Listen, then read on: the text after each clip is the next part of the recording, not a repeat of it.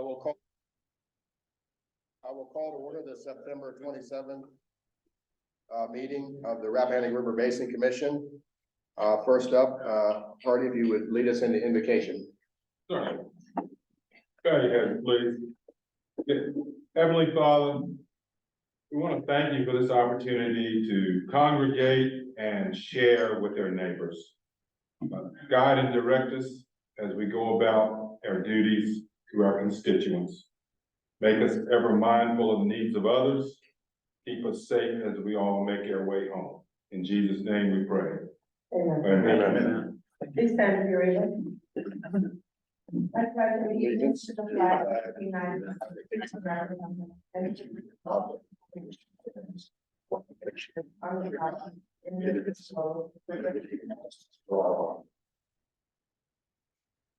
Thank you all. Determination of a quorum. Yes, sir, Mr. Chairman. We have a quorum in the room. All righty, we will move on to welcome and introductions. Welcome to the September 27th meeting and to Orange County. I'm Jason Bellis from Lancaster County and the current chairman of the commission. We'll move to my left. Kevin Marshall, Spotsylvania County Board of Supervisors. Joseph Staff, Hannibal, Carolina, Stormwater Conservation District Director. Lee Henson, Westmoreland County Board of Supervisors. Jim White, Orange County Board of Supervisors. Carter Gal, Madison County Board of Supervisors. Tom O'Halloran, Phillip County Soil and Water District. Dr. Pamela Young, Board of Supervisors Chairwoman and representative of the Garrisonville District. Ted Warriors, Orange County Administrator. Delegate. District, hoping to represent the 60th.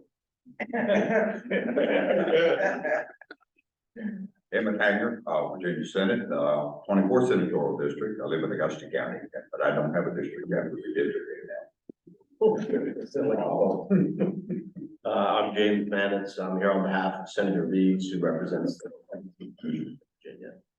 Keith Hodges, House of Delegates, 98 districts, the Middle Peninsula, the Lower Basin. Richard Stewart, the 28th Senate District. Lillian Paul, River Basin staff. Melvin James, staff. Go around the outside of the room. Brianna Keys, environmental player for the Northern Planning District Commission. Mary Aries, Spotsylvania County. Brian Orax, Spotsylvania County Utility. Peg Davies, Orange County resident. Terry Lasher, Assistant State Forester, Virginia Department of Forestry. Harrison Previn, Municipal County Planning and Zoning. Hello, Michelle Edwards with the Rappahannock Regional Commission. Jeff Boyles with the George Washington Regional Commission. Heather Brother with Friends of the Rappahannock. Thank you and welcome everybody. I'd like to first turn it over to Jim White. Wait a minute, we need that on screen. Why don't I call it the names? Okay. And Those attending virtually, Eldon will call your name and you can announce that you're here. okay, I need my cheat sheet. Excuse me. We know. There we go. Okay, Councilman Gerlach. Yes, it's Fredericksburg City Council, John Gerlach, I'm here. Okay, Senator McDougal. Good morning, Ryan McDougal, represent much of the Northern Middle Peninsula now, shifting a little bit to the southern part of the Middle Peninsula for the future. Tommy Blackwell.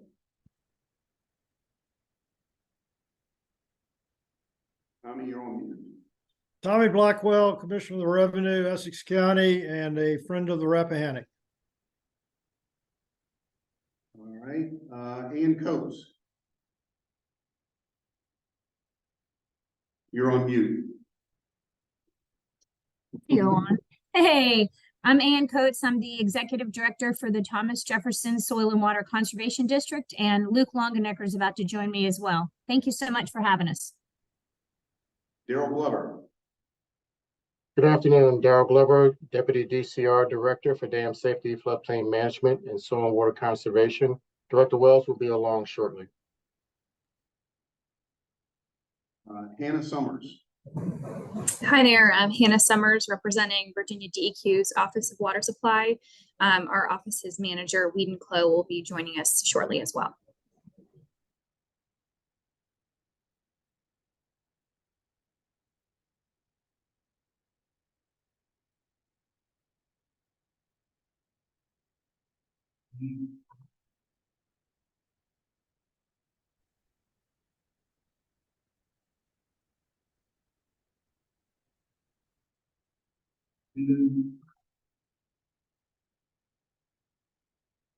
Eldon is breaking up if you're talking.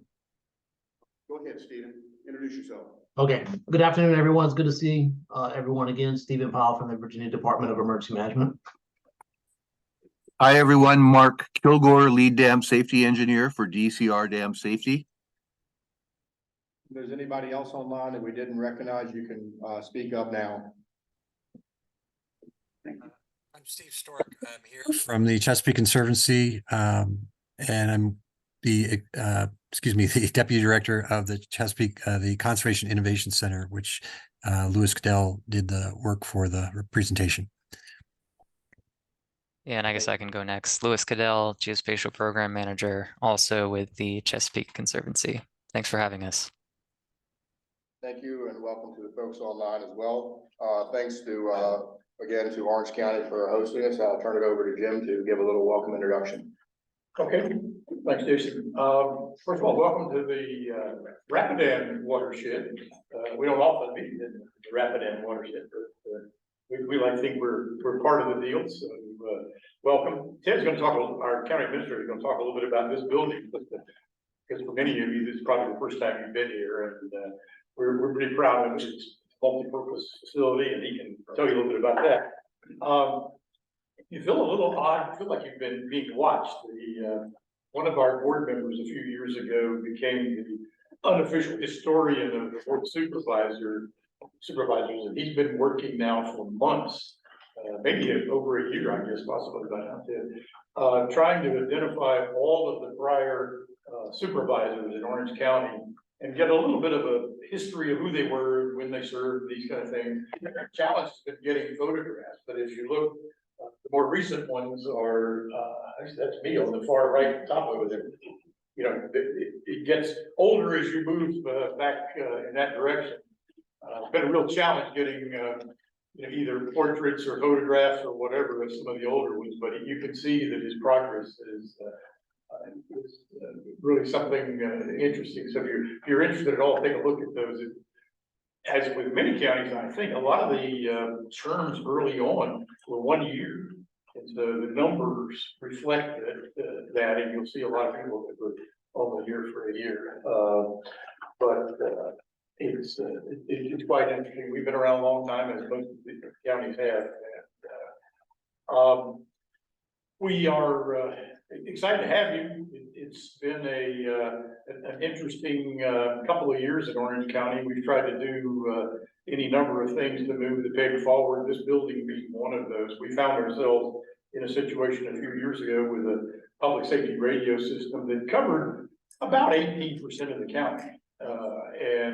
If you are in that business or ever volunteered with fire departments and things, you know what it's like to be out there in the middle of the night trying to service a call with no communication capability whatsoever. We knew we had to address that, and so that was one of the efforts that we made that ultimately led to this building and other things. We're proud of the progress there. Put a lot of effort into our fiber project. We, like many rural communities, didn't really have any internet broadband capability throughout most of the county, and so we've been working on that for the last several years. Our progress, I think, has paid off there. One of the main data centers in the county is in this building, which is one of the hubs for the fiber system that we have. So there's been a lot going on. We, like all counties, are struggling with budgets when it comes to the schools and figuring out where that's going to go and these things. But we feel good about where we are. We have elections coming up, as most of you do. You've probably heard by now that 4 of our 5 board seats are open for election this year due to partly retirements and a couple of other departures. And so it's been an interesting time. Some of the counties I know have races where there are no competitive races going on. I think everyone in this county, there's at least one, and in some cases up to 4 candidates. It's gonna get interesting on the political front here very quickly. Likely to have, up to 4 new board members in Orange County. There'll probably be some incumbents that win re-election, but as all of us know, there's no guarantee in that game. So we'll see how it comes out. Ted, tell us a little bit about what we're doing in this room. Well, thank you very much, Jim. I appreciate it. So you are sitting in a NACO, National Association of County Award-winning facility. We submitted this project to NACO to be considered and received that award a few months ago. And so what makes it award-winning? Well, as Jim mentioned, there are some different things going on in this building than you might typically expect. So we're coming out of the basement of an old dry goods and later department store, where we actually had to cut the flagpoles off at the bottom so that they would fit under the ceiling on the dais, which is about a 6-inch step up in the basement. So this is a little step above basement meetings in that old building. So when the board set out to do this, they thought, well, how many birds can we kill with this stone, right? So, let's leverage taxpayer dollars to the maximum extent possible. So what's the one room that typically happens in a local government that gets used least frequently? The boardroom. You have the chairs set up, or permanent seats like a theater, and people go in there once a month or twice a month, maybe once a week, depending on how busy the sort of tempo is in your local government. We meet twice a month as a board. So they said, well, what can we do to keep that from being a wasted space? So today you're in the boardroom. We had a board meeting in here last night. The dais is pretty obvious, it's thick, but this right here was spun around and faced this way last night. Right now it's like this, but it's on wheels, so we'll roll it over here and face the room this way when we operate as our county emergency operations center. So with all these screens, we have connectivity in the back behind these walls. There are 3 separate rooms. We use it to store chairs and tables. We also, when we move the chairs and tables out here, can use that as a breakout room to control all these screens and do scenarios when we're running an exercise. And we've done that for the Lake Anna nuclear power drill. We've already done that a couple of times this year. Feds came down. They said, wow, this worked out pretty well compared to what we were doing before. So hats off to the board because this is absolutely a multi-use room. We use it for training. Our RRC has had a meeting here. I believe we've had our CSB in here, and it's really flexible. So multi-purpose here, but we also have multi-uses in the building. And I'll try to wrap up here in a minute because I know we want to talk about the river basin. But in the other end of the building, we have law enforcement on one side, the sheriff's office, all set up for sheriff's folks, including the lockup and garage to do evidence collection out of the rain and that sort of stuff. Things we didn't have access to before. And then on the other side is fire rescue. That wing is set up so that there's a wall at the end of the space, and we can just take that wall off and extend the building out and triple the size of that wing as we grow over years. So no additional infrastructure. It's basically pad ready to expand, and that'll be a big savings. Well, we didn't just leave those 2 agencies here. We also put the 911 center here. And so that was also in the basement, crammed into what used to be really a closet. So imagine during COVID, the idea of 6 feet separation, that was impossible, not a good situation. but not a really good place to work, no windows.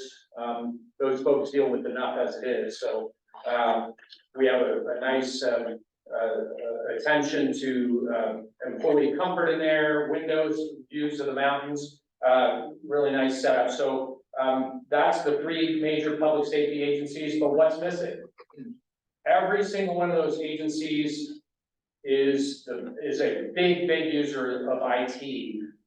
They all have computer-aided dispatch, they all have terminals in their vehicles, they all have access to the radio system that Supervisor White was talking about, and so we need the folks who can fix all that stuff, keep it up and running in the same building so they can talk to each other. So our IT shop is in here too, so we move them all over, and with all those IT people in place, put the data center right on it. That's a special conditioned space that runs the countywide fiber optic network, which at this point, it is countywide.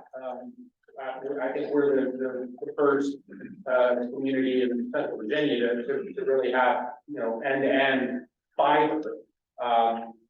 We're still working to get into some neighborhoods, but it is end-to-end. So that's a lot, but it's something we're really proud of. I appreciate you taking the chance to listen. If anybody would like a tour of the future or us to talk to your teams about it, we're happy to do it. And I know Delegate Scott came for a tour and really enjoyed it. And we're happy to share the vision that our board put in place. So thank you very much for listening.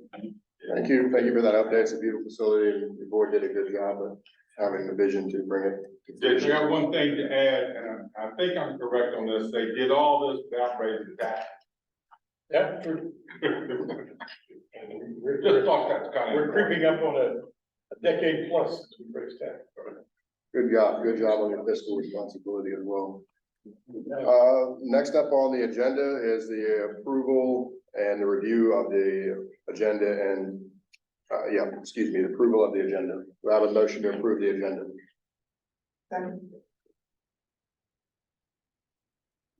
Motion. You make the motion. Okay, the motion's been made and properly seconded. All those in favor say aye. Aye. Any opposed? Any abstentions? All right, thank you. Next up will be approval of the consent agenda, which includes the work plan, the finance report, and the minutes from the June 28th meeting. Any questions or corrections needed to the minutes? I will ask for a motion in a second for those. Been made and properly second. All those in favor say aye. Aye. Anyone opposed? Anyone abstention? Thank you. I abstained from the minutes, so I wasn't here last time. Okay. Next up, public comment. We'll open the floor for anyone present in the room for public comment. Seeing none in the room, is there anyone online who would like to make a public comment?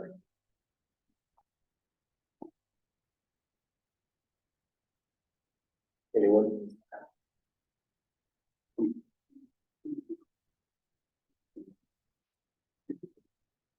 No one? No. Okay, hearing no one online, we will close the public comment period and move on to our first presentation. Was Matt Wells ready yet, or are we still waiting on him? He has not joined, but should be joining any minute. He's juggling an obligation with the governor's office. You want to move on to Terry Lasher's report? And now, once Matt Wells does join us, he's going to have to leave us by 2 because of his schedule got changed by higher authority. And so what we may want to do is, I'm concerned that, hey, Stephen Pyle. Yes, sir. I'm going to take you to demonstrate the flow gauges. I would probably say no more than 10 minutes. Maybe 5. It lost audio, but I think you asked if we can go now. Yeah. Yeah, that's fine. Yep. We'll let you share your screen. Yeah. Take it away. We will move on to item number, what is that? That'd be 7. Yeah, give me 1 second, Alden. I'll get my share screen.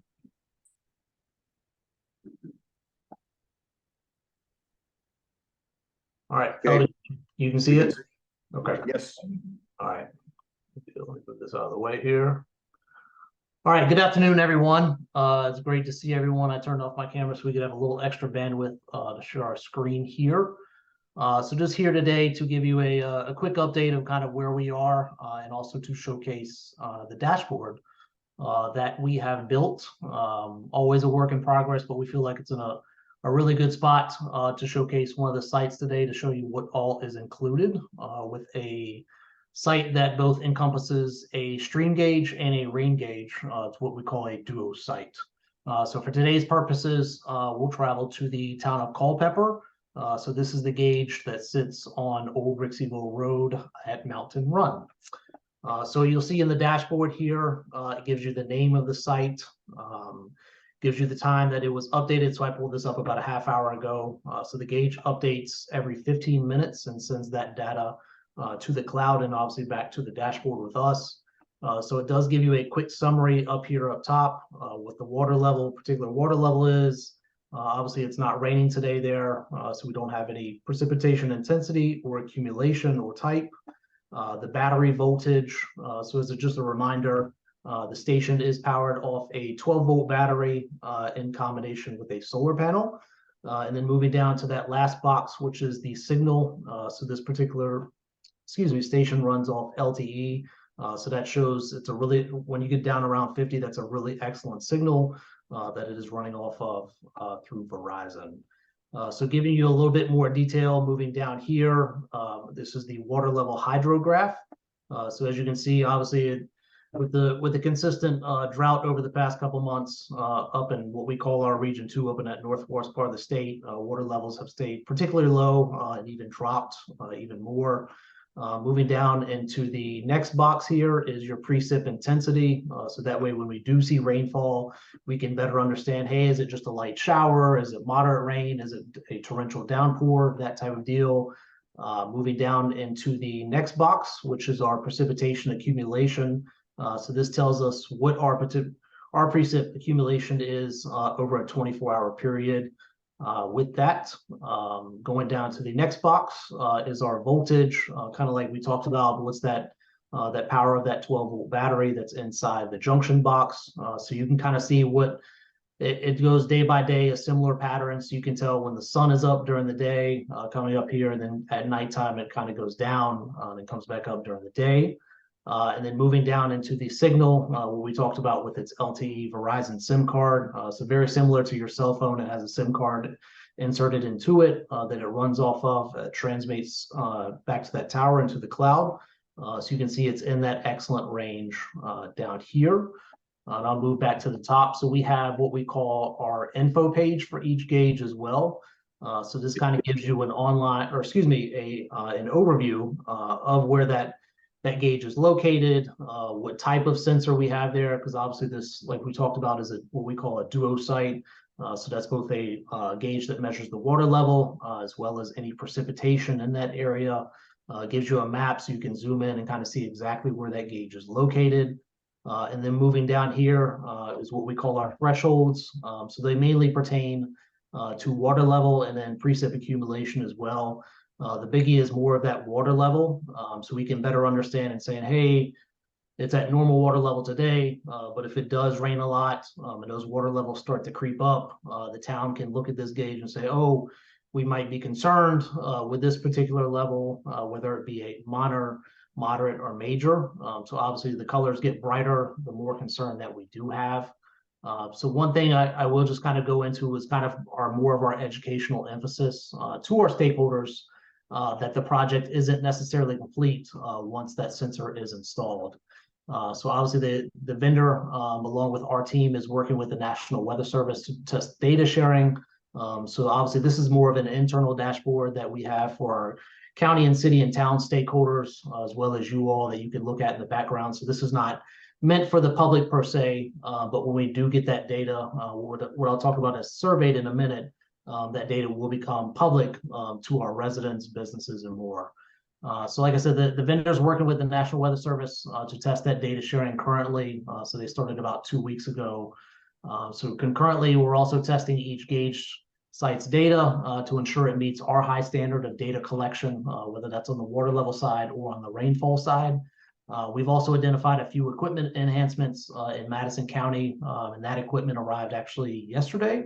So that's going to go into what we call assembly mode and testing mode. And we hope to deploy that probably around mid to late October. And we've communicated that to the county. Excuse me, our team's hydrologist is also working with the National Weather Service out of their Sterling office, which this area encompasses, to perform what we call site elevation surveys. Those establish our sensor elevations as a reference to calculate water level and to conform to National Weather Service reporting standards. That'll also help kind of hone in on what we call our flood stages, which are those minor, moderate, and major that you see in the orange, red, and purple colors, i.e. kind of what are the impacts at each site. So we'll have a National Weather Service representative with our hydrologist visit each site that we put a water level gauge at, so we can better start to ascertain what those true on-the-ground impacts are. And obviously those can be revised as we do have flood events so that we even better understand what's going to be impacted in our communities. So our team anticipates those gauges throughout the whole project being what we deem fully operational sometime this winter. For the purposes, obviously, they're operational to us in the background to our counties, but we speak more to that when we say fully operational to the public and having that data available to them. And also, as we've mentioned in the past, we'll maintain those gauges over the course of their life. We just have a small ask of the communities of just kind of keeping an eye on it and reporting any problems to our team. And then that way we can ascertain what the issue is and take care of it in a timely manner. Another exciting piece of news that'll tie into this effort is the implementation of what we call flood inundation mapping across this region and across most of the state, which will be rolled out by the National Weather Service on or around October of 2024. So that'll better help us before the flood happens, understand where that potential flooding is going to be, right? So we can make smarter decisions, better decisions. Do we need to evacuate a certain neighborhood? We can combine that, what we call, with our local knowledge and having that historical knowledge on the ground and kind of melting those two efforts together. But that is a very exciting and new thing that'll be coming out in October of 2024. So we currently have coastal inundation mapping, but we do not have inland inundation mapping. So that is a super exciting thing for us and our team and our agency to partner with the Weather Service moving forward with that. And Eldon, that's about it. If there are any questions, obviously happy to answer them. Obviously, send us an email, call us, any way we can help you out. But obviously, exciting venture that we've taken with you all. We're just, like I said, fully operational sometime this winter, and that'll be completion for us. And then we will start to move on to what we call our phase 2 project, which will encompass about 109 sites in the western half of the state to better help us monitor our flood risk, especially with our communities in the southwest part of the state. So that's all I've got, Ellen. Stephen, thank you for the presentation, and it was awesome to actually see this in real life because we worked on this project for a really long time. And so it's good to see it actually up and running. I have one quick question. Who has access or will have access to this data? So right now, all the stakeholders that we did work with throughout the life of the project, so your towns, your cities, your counties, that type of deal. So whether it was the emergency manager or the public works folks or whoever our point of contact in those communities were, they do have access to this. And are there any other questions or comments? Yes, Pamela? So, I heard something about evacuations and period of additional heavy rain. What I was wondering, how much that data are you entering into this system? Simply because we're normalizing high levels of rain right now. So I wanted to know what is normal versus what is going to be extreme. So that, because if you're soaking the ground for many years and months over and over again, it changes that landscape. So what are you doing concerning that? Sure, that's a really good question. So it kind of differs from community to community. We have some communities in our state that are very prone to what we call flash flooding. So that's very heavy rainfall within a certain duration, usually less than an hour or two, and even up to 6 hours. So as you may remember, we've had multiple flash flood events in the southwest part of the state, down in Wise County, Buchanan County, that are more prone to that flash flooding. And then we also have communities that it could rain for hours and hours, and the elevation is pretty flat, and it's more of a bowl, and it takes a while for some of those streams and creeks to fill up. So what we do is we want to provide this equipment and this data to our local governments. We can say, hey, this will help you monitor either flash flood events, stream flooding, creek flooding, that type of deal. And what we can do is we can melt our equipment and our data together with their local knowledge and their local decision making, so we can make that easier for them to, I guess, be empowered to make those decisions, right? So it's kind of a community by community question, because like I said, sometimes we have communities that are extremely prone to that flash flooding, and it only takes about 30 minutes to really get flooding going. But then we have communities that it could take hours and hours to do that, especially with your larger rivers like your Potomac River or your James River, where it takes a while for those to fill up because a lot of the runoff, and we may not see flooding, especially like the Rappahannock River is a good example.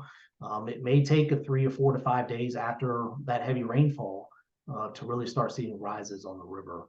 So it's more of a community by community question, but obviously our big thing is we want to provide these tools, these accessible tools to them, so that it can melt together to make them have the smart decision making, whether it's evacuation, whether it's VDOT closing roads, that type of deal.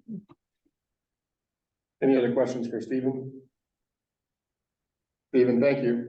Look forward to hearing more in the future. Yes, sir. Thank you.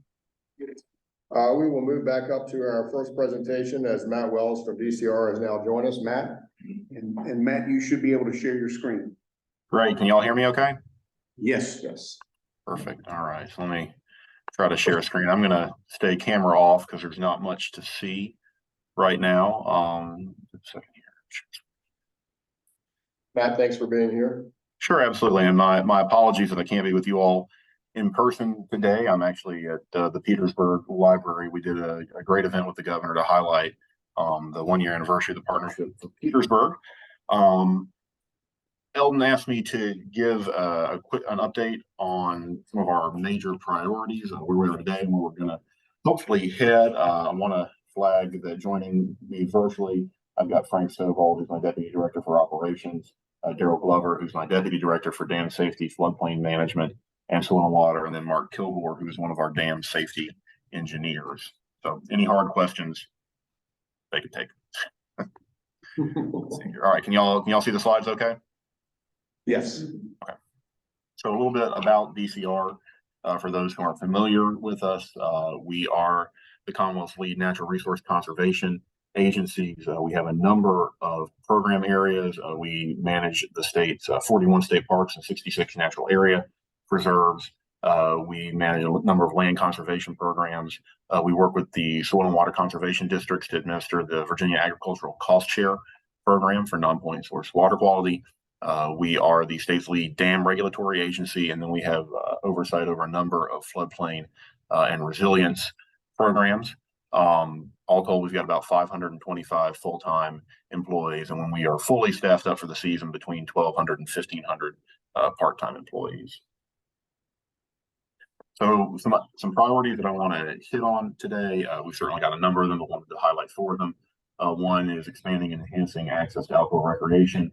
Second is achieving our water quality goals, then addressing our dam inventory, and finally meeting resilience challenges. And I called the tail end of the last presentation about flooding, so hopefully that'll be a nice lead in to some of those last 2. So starting with outdoor recreation and focusing on our state parks, just a quick overview of the system. As I mentioned, we have 41 state parks that protect and provide access to over 75,000 acres of the best shorelines, vistas, mountain streams, trails, outdoors experiences that the Commonwealth has to offer. Part of that is maintaining over 1,400 individual structures, some of which date back to the 1700s, some of which date from the 1930s, some of them are more recent. We've got over 600 miles of trails, 1,600 campsites, and we provide educational opportunities for over 200,000 people each year. This is a map of our system. The four trees that you see just in outline are 4 parks that we have in development. 3 of these properties, Mayo River, Sweet Run, and Hayfields, are currently owned by the department, and the 4th, Culpeper Battlefields, we will take ownership of next year. Like all public lands, we saw a pretty significant increase in visitation during COVID. That has started to tail off a little bit, and you can see here that our visitation this past year was a little bit lower than it was the year before, but it's still higher than it was pre-COVID. And so what we take that to mean is that people got outside during COVID, they decided that they like it, and they keep coming back. And one of our goals is to retain that bump to begin to then increase visitorship along with capacity over the next few years. So that good news here in our effort to build visitation back up is that we're selling a popular product. A survey that we commissioned through VCU last year confirmed that outdoor recreation is incredibly popular with the public. This was an actual scientific survey, statistically valid. So over 80% of respondents rated outdoor recreation as very important. 91% supported spending public funds to acquire land to prevent the loss of natural areas, and 70% supported increased state spending to support outdoor recreation. And those of you who have ever run for office or deal in that kind of trade understand trying to get 70 to 90% of the public to agree on anything is a challenge. So really, really broad-based support. That's very good news for the Commonwealth and our localities too, because our state parks can be major economic drivers. So I think anyone who's been to one of our state parks, and I hope you all have had an opportunity to do that, know that these parks can have a personal impact, but our state parks have more impact than simply being a place to rest and recharge and connect with nature and have fun. These facilities provide significant economic impact. And you can see here, these are statistics from a study that was done in 2022. So total economic activity stimulated is $478 million. That's the total amount of economic activity across the system. That includes park spending as well. $363 million in total economic impact, which is new money. So we are providing new funds coming in to the Commonwealth, coming into localities. Every dollar in general fund spending that we receive generates about $15 in fresh money, and over $1 in state and local taxes. So these places have a really good ROI. A lot of that comes from overnight guests. That's where we make our money here. You can see, hopefully, the chart here that day use visitors generate a decent amount of money, but overnight guests really, and particularly cabin guests, they tend to stay. They tend to spend a lot of money in the community. So these are important economic drivers, and we want to continue to build on that and grow on that, and to grow the partnerships that we have with our localities. So we've got a great product that people love that supports the economy, but we do have challenges. We have a significant deferred maintenance backlog in the park that sits at about $275 million. To give you some perspective, the total replacement value of the park system is about $1.2 billion. Our annual maintenance allocation from the legislature is typically about $3.5 to $3.7 million, which isn't enough to maintain a system of the size that we've got. We also are challenged in our ability to deploy capital funding. We have a small handful of project managers that are handling over $100 million and well over 100 projects, which makes it difficult when we get the money, and I'll talk about that in a second, to get it out on the ground as fast as I think everyone wants us to do. Like a lot of businesses, we have staffing challenges. We're heavily reliant on part-time hourly employees. Those are difficult to recruit. They're even harder to retain. Even with our full-time staff, competing with the private sectors or other agencies can be a challenge. We have 100 law enforcement officers. Those law enforcement officers are fully sworn, but they are not in the Valor's retirement program, which makes it difficult for us to compete with local and state law enforcement agencies that are covered under Valor's. We don't have enough overnight capacity. So that same study that I referenced earlier that shows the popularity of overnight overnight visitors and the value that they bring in also showed that over half of the people who tried to make an overnight reservation at the state park last year weren't able to do so. And that's primarily because the dates that they want to stay with us are not available because we just don't have enough overnight capacity. And we've also got some issues with day use capacity at existing parks. So if any of you all have ever been to Lake Anna in the summer or to Lee, Sylvania, you probably know that if you don't get to the gate probably by like 9 or 10 o'clock in the morning, you're not going to get in. So that's the challenge, not at every park, but certainly at our more popular parks. So to combat these challenges, we're working on expanding capacity and enhancing the experience. I mentioned the 4 new parks that we have on the horizon. So we will be adding acreage. We'll be adding more opportunities for overnight stays. We are renovating cabins across the system to try to enhance the experience that people have. Again, some of these cabins date back to the 1930s. They are historic, but they're also due for a little bit of a refresh. And so we've been working through the system to try to refresh those. We're looking for opportunities to add low-cost overnight capacity at existing parks. So that could be primitive camping, it could be camping cabins, it could be many things short of a full-blown cabin that I think most people have probably booked at a state park here in Virginia. We think we've got an opportunity to increase the value add that we provide to our guests by increasing our opportunities for outdoor educational programming. I mentioned that we provided about 200,000 educational interactions last year. We would like to grow that. We think, we know that one of the key tenets of our missions is to provide outdoor natural resources education. We think we've got a great opportunity here that we're not fully capitalizing on. And then we have gotten a significant influx of money that we are working to put on the ground. The budget that was adopted last year put almost $100 million into the system. That is historic levels of funding. That's how we were able to get the maintenance backlog down to $275 million. I know there's a number of folks that are on this group that played a key role in doing that. And I want to say thank you to you all for that.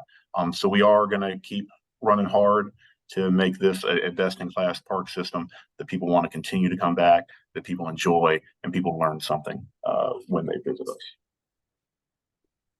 So in terms of water quality goals, or I think the top line here is that we're committed to meeting our water quality goals. So the role that we play is working closely with our soil and water conservation districts and our agricultural communities to try and meet our Bay WIP non-point source water quality goals. So right here, you can see a chart of nitrogen loads, which is primarily what we track. This is a good indicator of everything else that's going on that we have to do. And so you can see the agricultural sector loading is in the blue here. And while we've done a really good job of driving down wastewater nitrogen emissions, we haven't done as good of a job in the agricultural sector. So the goals for the 2025 WIP were 13.1 million pounds of nitrogen.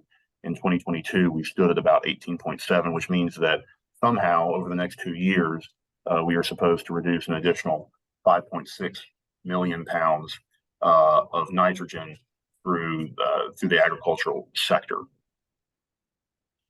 So the good news is that we are headed in the right direction. On the money side, again, here we've seen record funding come into the cost share program under the Youngkin administration. We have fully funded the ag needs assessment for the first time ever in the past 2 years. So in the budget that was adopted last year, there was $256 million, which was historic.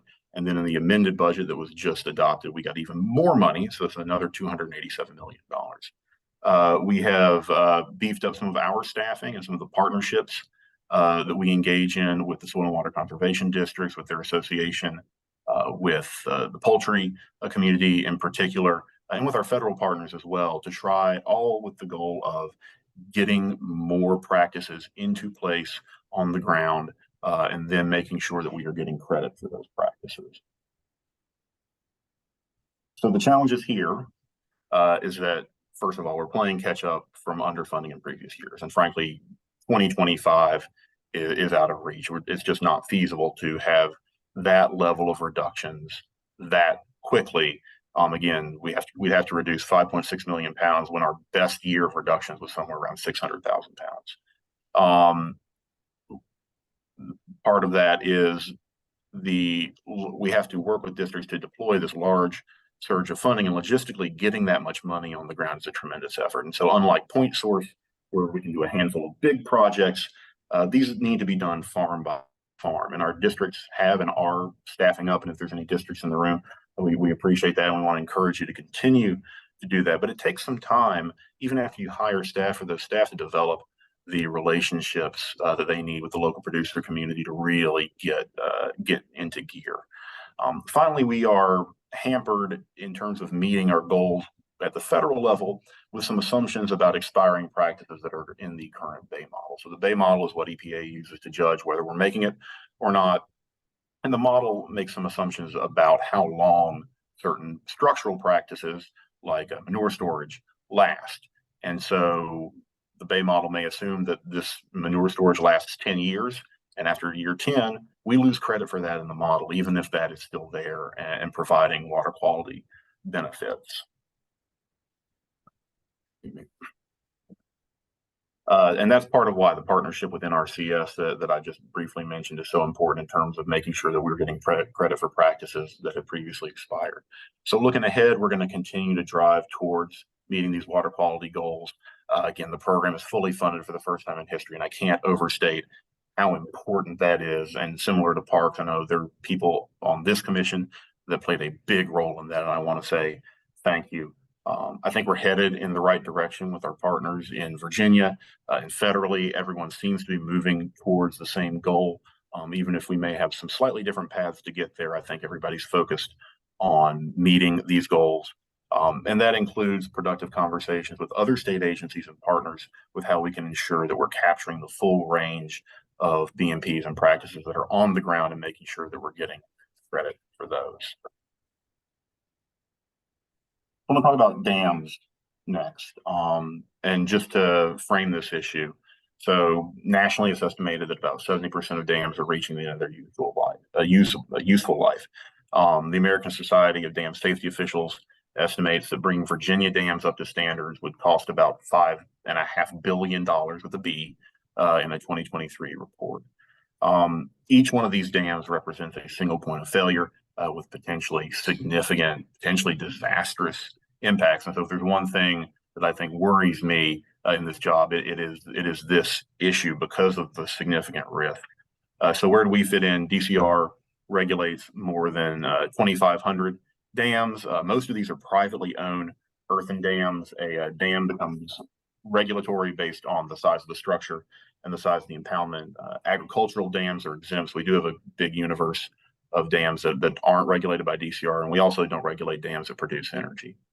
So about 400 of these 2,500 are known to be high hazard. And what a hazard classification is what is the impact if the dam fails? It's not an assessment of what kind of shape the dam is in.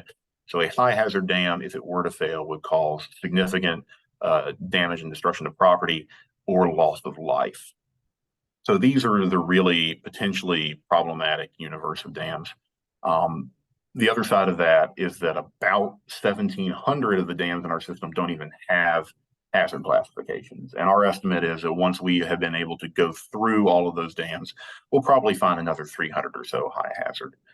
So in order to try to get a handle on this unknown universe, we've been using a mapping program to identify likely high hazard dams and to send letters of engagement to their owners to try to get them into the system and to begin working with them on making sure that their dams are in compliance. To be clear, all dam owners, whether you are regulated by us or not, are liable for damages in the event that their dam fails. All regulated dam owners are responsible for maintaining certain documents on file with the department and certain design standards. Complying with these standards has costs associated with it.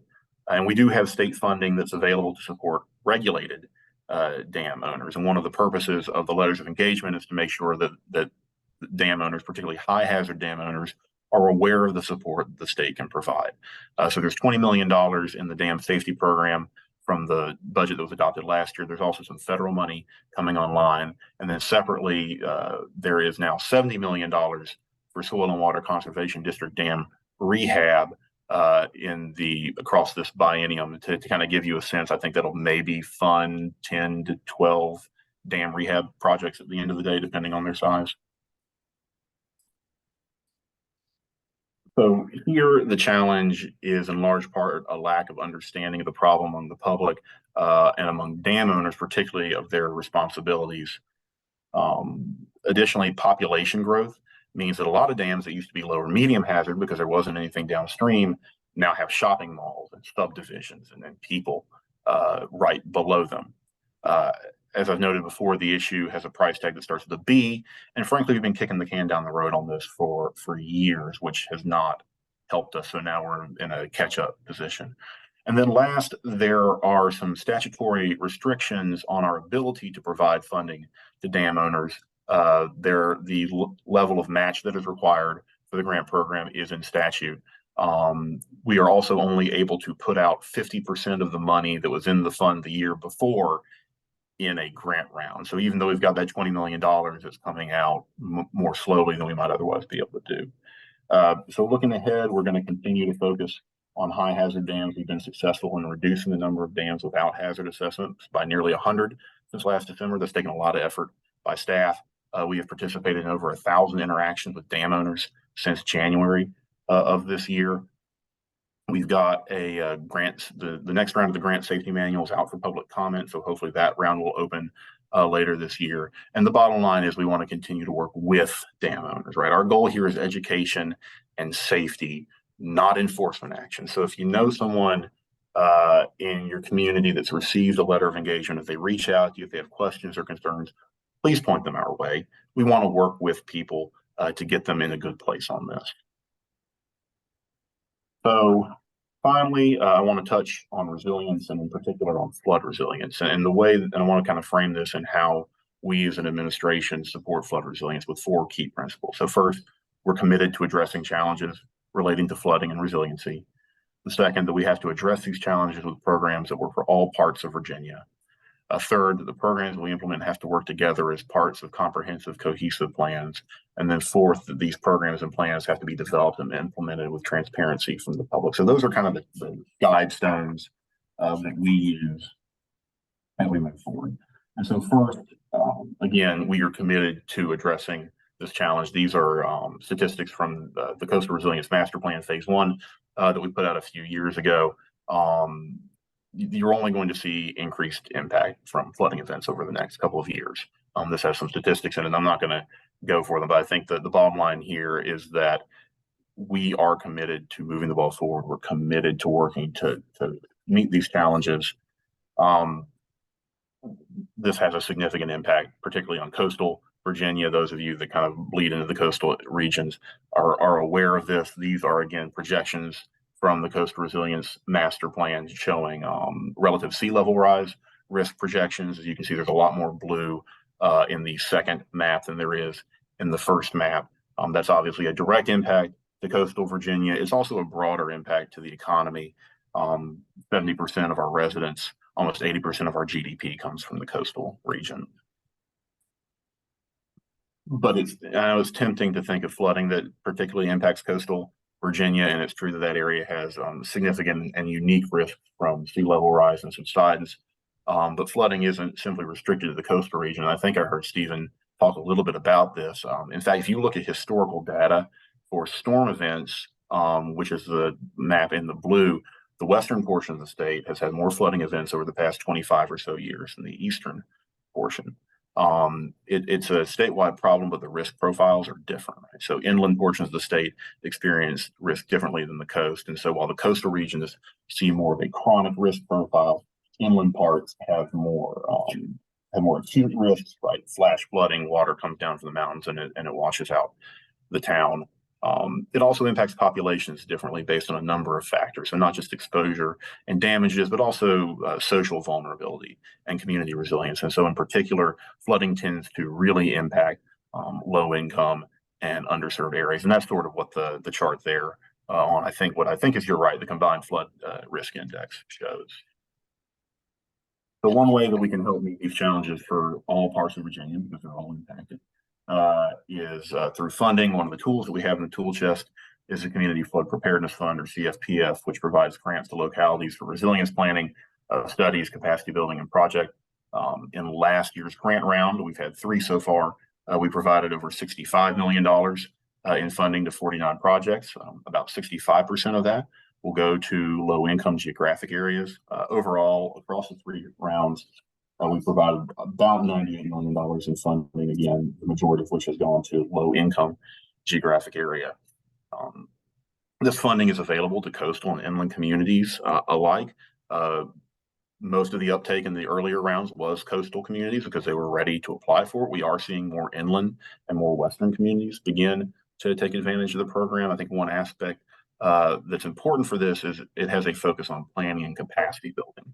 So in order for you as a locality to receive a grant for a resilience project, you have to have a resilience plan. And we'll fund the development of that plan, but you have to have the plan before you start doing the projects. We just opened round 4 of the flood fund. So that opened September 13th.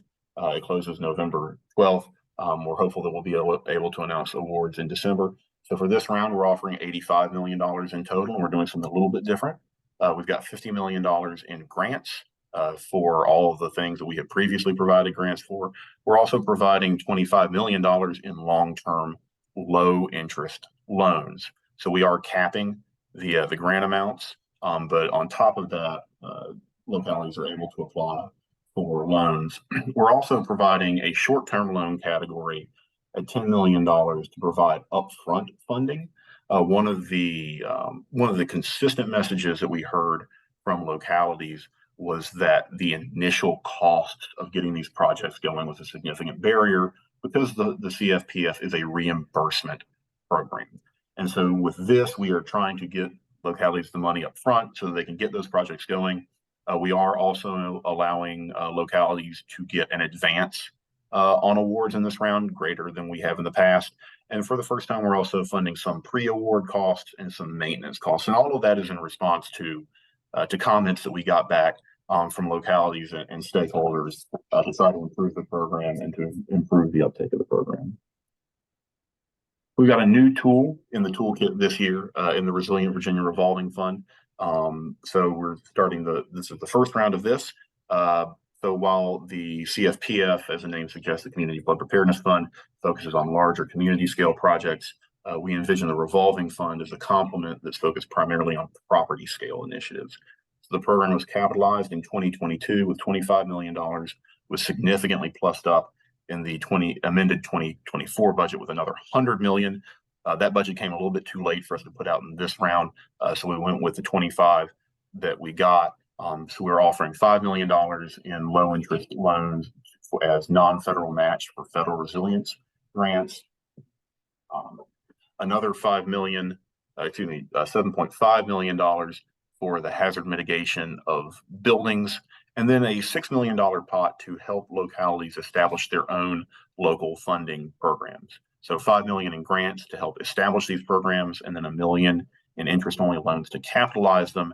And the point of this is to encourage localities or PDCs coming together to offer this program within their area, in the thought that they may be able to do projects that are just simply, honestly, too small for the state to get involved in, particularly some residential projects. And we really want to get and capture that universe because there is significant flood risk there, but we're not necessarily in a position to do $10,000 loans where a locality might be able to. So that's something new that we're going to try. There is one existing local flood resilience program in the Middle Peninsula that would be able to capture the capitalization funding for this round. In future rounds, we would anticipate that $1 million category would be significantly higher if we get a number of localities that express an interest in this. So a couple more things on resilience. I mentioned that we have to address these challenges as part of cohesive plans. I referenced the phase 1 of the Coastal Resilience Master Plan, which the department put out in December of 21. That plan is probably a misnomer. It is a partial risk assessment for the coastal region. It did a number of really good things, including that risk assessment. We established a project database, and we built, I think, the foundation for the future. We are working on phase 2 of the master plan, to incorporate, all major flooding hazards. So phase one had sea level rise. Phase two is going to have precipitation driven flooding. We're going to hopefully capture more projects in the Coast Resilience Web Explorer, and I can send around a link, Eldon, later. It's really cool if you like to play with maps, to capture more projects, to make that more dynamic, and to really continue to build on this risk assessment. That coastal plan is supposed to feed into a statewide plan. This has actually been around since 1989. It is supposed to have been updated every 5 years. The last time it was updated was 2005. So we're a little bit behind on that, but this again is a plan that is supposed to be developed at a watershed-based approach about how different areas can address flooding challenges within their localities. We've also got a number of efforts that are supporting this, including Coastal Resilience Technical Advisory Committee that was legislatively established to help guide the development of the coastal plan. We've got an annual flood resilience meeting that brings agencies and stakeholders together to make sure that we're all on the same page. And then we just wrapped up work with the Resilience Coordination Working Group, which is an administratively convened body to help generate recommendations on how we can do a better job of coordinating the resilience programs that we have in the state. And we've got a lot of them, and they cut across a bunch of different agencies, how we can do a better job of talking to each other, working with localities, leveraging the opportunities that are out there between state and federal programs. And then last, I mentioned that it's important for us that these programs and plans be developed with transparency and input from the public. All of our meetings are open to the public. We've had public comments for all of our documents. We even put previous plans that weren't put out for public comment out for public comment. All the applications for the flood fund and the revolving fund are posted online. All the scoring is posted online. And we are convening an advisory review committee to bring in more voices to evaluating these applications to try to have more transparency around the process. So again, wrapping it up, on the challenges side, the scope and the magnitude of this issue, I think it is huge. It is statewide. We have not had a coordinated effort across the state. We have not had a coordinated effort across agencies to date. We're trying to get to a better place on that. Lack of capacity is a problem, both at the local and the state level. So one of the things that we've heard from localities is that some of our localities, particularly more rural ones, don't even have the staffing capability to even apply for these funds, right? They can't apply for and manage them. And the same thing applies to some degree to the state level. There are opportunities that we see that we simply don't have the capacity to go after. So going forward, we're going to continue to work on a coordinated statewide approach. The update to the Coast Resilience Master Plan that I mentioned is due in December of 24. The update to the statewide plan is actually not due until 2026. We're going to do it early in 25. We're going to be working on implementing the key recommendations of the Resilience Coordination Working Group, and that's a study that'll come out, I think, in November. And then we're going to continue to work in future rounds of the flood fund, the revolving fund, with localities, with stakeholders, to make sure that they support our localities and their citizens. And so that was a lot, but we got a lot going on. I feel like I just scratched the surface there, but I'm going to stop, and I'm happy to take any questions. Matt, thanks for that update, and I'll go around the room and see if there's any questions in the room. And go ahead. Sorry, I think I heard, thanks, Matt. I wanted to know, what was our governor's objective again? Was this about resiliency? I think I missed it at the beginning. The last one? You're talking about meeting resilience challenges. Okay, just in general, right? So I was wondering, have we, because a lot of the dams are old, so I was wondering, was there a plan to close some of the dams and just to revitalize some of these streams, bring the rivers back to life? Like, was there some kind of plan in there to do this? So the majority of the dams that we regulate are privately owned. So that would be a decision that the dam owner can make. There are programs that support dam removal. There's some private funding potentially available. There is some other funding available. Would that be up to the landowner? And again, that's one of the things we want to try to work with folks. I don't know, Mark or Daryl, if y'all are on, if y'all had anything to add on the dam removal aspect. Only that we're at a historically high level in federal funding. We can get grants from the Fish and Wildlife Service, from NOAA, the Corps of Engineers, and then FEMA also provides grants. So if there was ever a time to economically take out dams, this would be the time. Yep, and we do, I think, to Mark's point, we've got a moment here where there's a significant amount of money flowing in, and so we're trying to seize that and address it as best we can. So Matt, your voice changed on me. Who was that person talking? Oh, sorry, that was Mark Kilgore. That he's one of our he's our lead dam safety engineer. Okay, thank you. Any other questions from members in the room? Not so much a question, but a comment. Go ahead. So I became the president of Lake Lawrence Property Association, 2018, 17-18 timeframe, when we were dealing with this very dam situation with our 3 dams.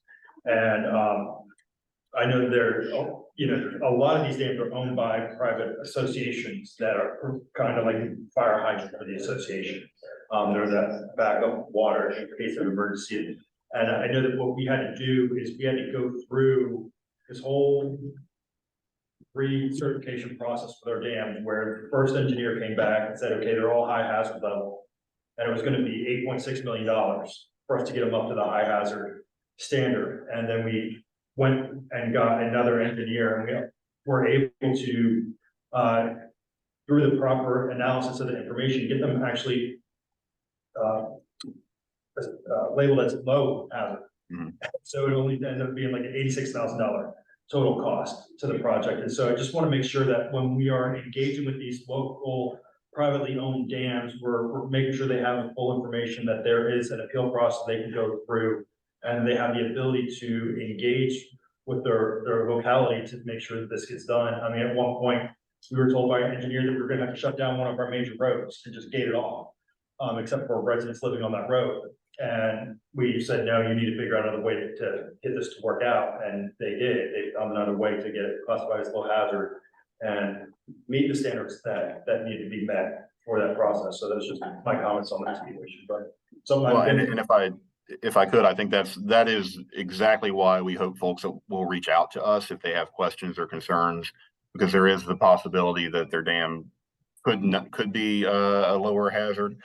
There may be opportunities to do something other than a really expensive fix. So we really want people to reach out to us. We want to work with people to try to get them to the best solution that fits their needs. So I appreciate the comment. Thank you, Delegate Scott. Any other comments? Yeah. Thomas? Just one short comment. Tom O'Halloran, by the way, Matt, couple of stormwater districts.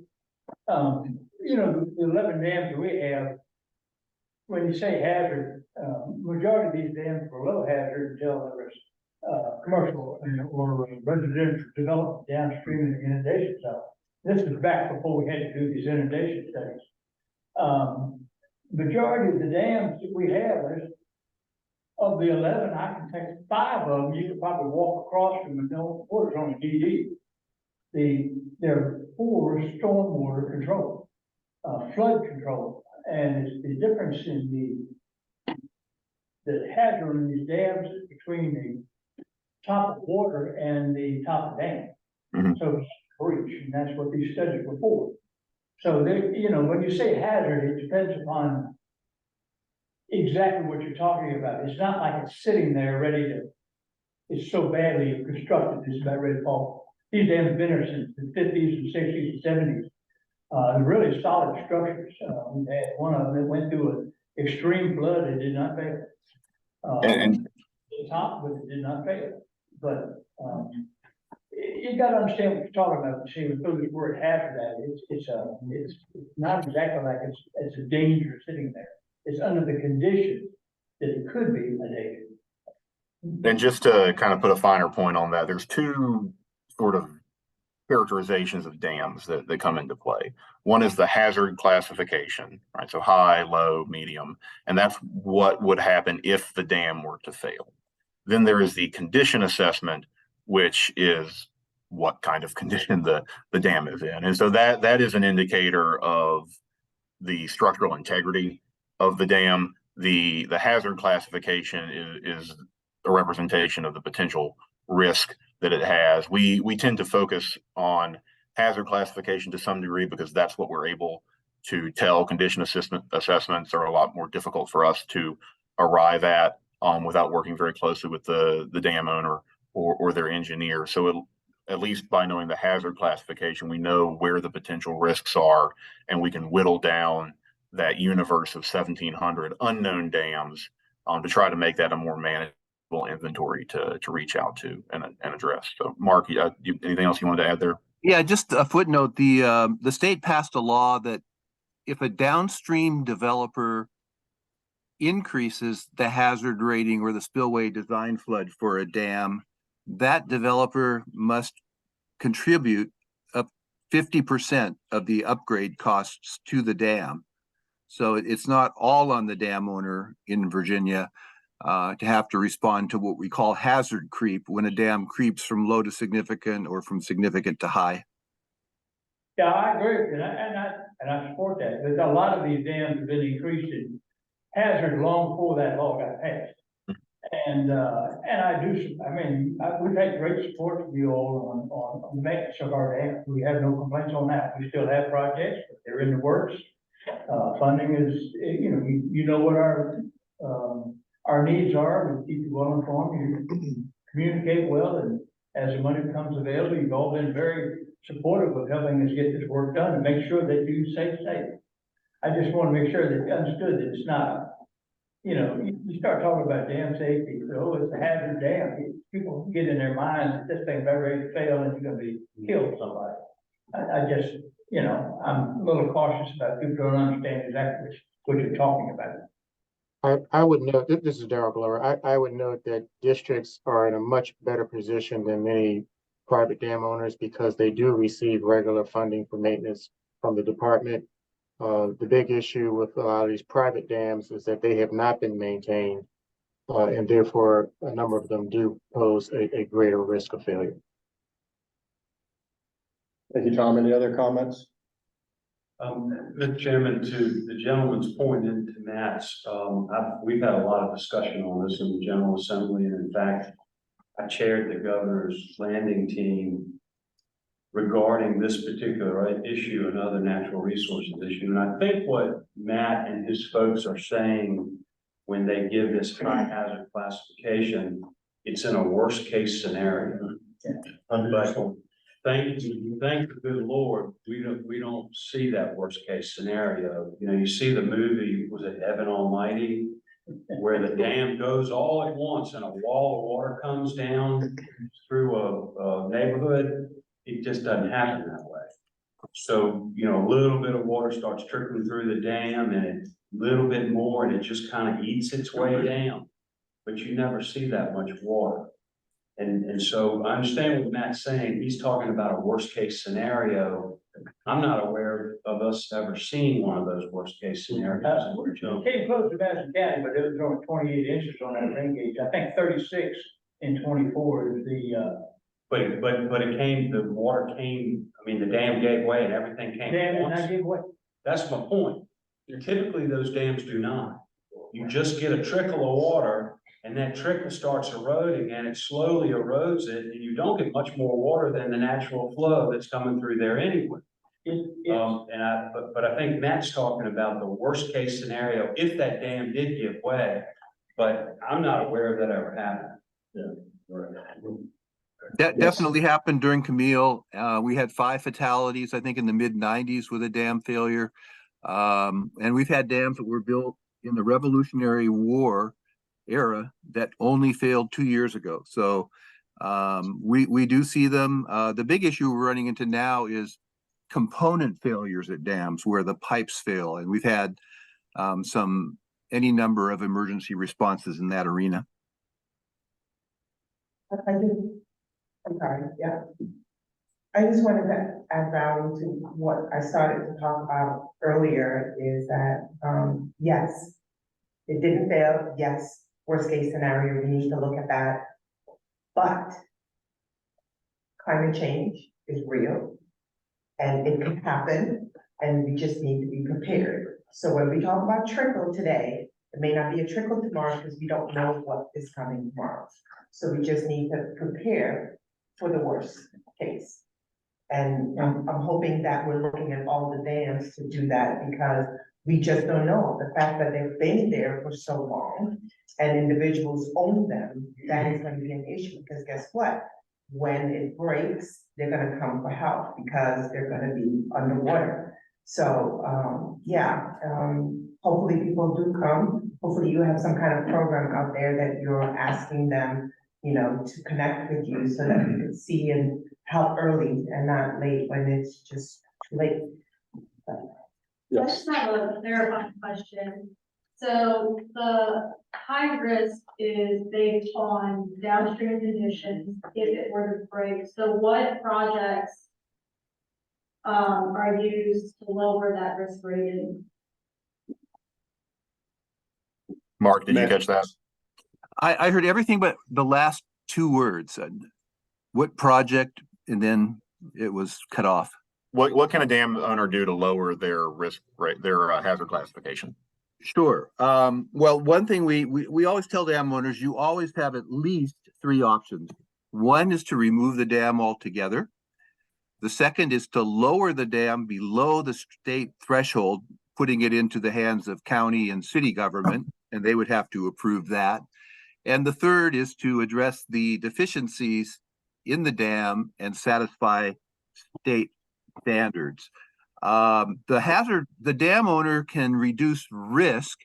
There are systems in place, gates, sirens, so forth, but they really can't on their own unilaterally lower the hazard rating.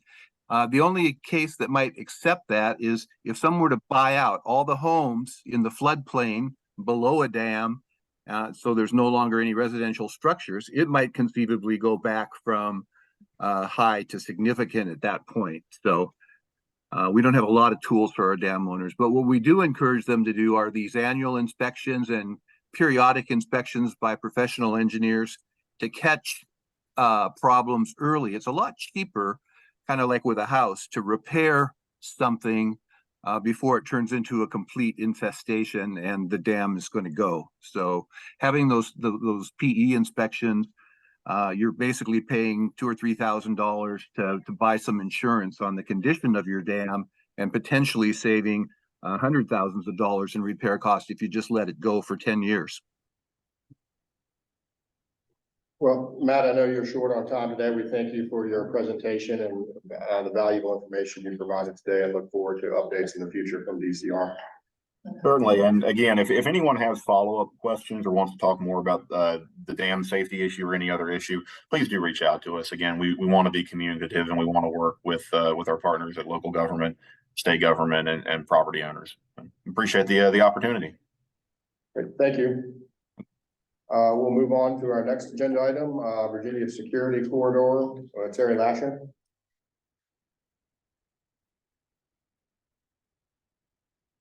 Afternoon all. This is good afternoon and welcome. It's kind of quiet in here. I think the third time maybe we've come to talk about Sentinel landscapes and give an update on where we are. The good news is we were designated here in Virginia. That's good news. The better news is that we went after one landscape and we actually were designated two. So the footprint is not a whole lot different, but the funding is different and the personnel and capacity building for it is different as well. Kind of piling on and piggybacking on Matt's idea of resilience, but a different type of resilience. We demonstrated lots of resilience here in Virginia with this project. As we started it, I was not as gray. 2018, I believe many of you here on the commission may remember Greg Evans and Bettina Ring, who was state forester at the time. So 4 jobs ago for her, I believe at this point, was when we began Sentinel Landscapes. And the Virginia Security Corridor is important. And what it does is it allows us the ability to leverage existing documents, programs, projects, partnerships, all for the benefit of not only natural resources, but also for Virginia's military, the nation's military. And we'll go through a little bit of what that looks like, the footprint of it, and why it's important. for conservation. It's largely a DoD program, right? So Department of Defense is the main applicant here, but our partnerships and our coordinators will be bringing together all of our existing partners to start talking about how do we use the Coastal Resiliency Master Plan to leverage more funding from the DoD. The level of funding, of course, I think everybody in natural resources is seeing historic levels, unprecedented amounts of money coming. How do we compete? How do we set a stage where it's more competitive for that? Well, we'll talk about that in a little bit. As Mr. Bello has mentioned, I'm Terry Lasher. I'm the Assistant State Forester for the Virginia Department of Forestry and the project lead for Sentinel Landscape. The two landscapes that we have are called the Potomac and the Tidewater. The Potomac is sort of in the northeastern portion of the Commonwealth and is anchored by Marine Corps Base Quantico. The southern, which is the Tidewater, is anchored by Joint Base Langley Eustis. And just for a quick reminder, this is just a quick 2-minute video of what Sentinel landscapes are and how they function. We'll go ahead and catch that real quick, hopefully get inspired, and then we'll get into a little bit about what the security corridor looks like here in Virginia.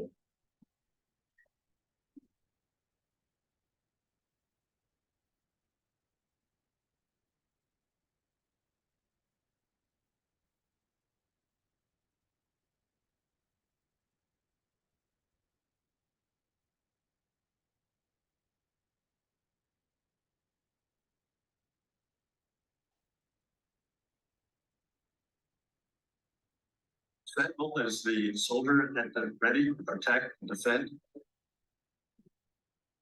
The landscape is the environmental qualities. So I think the Sentinel landscape represents a goal to achieve both.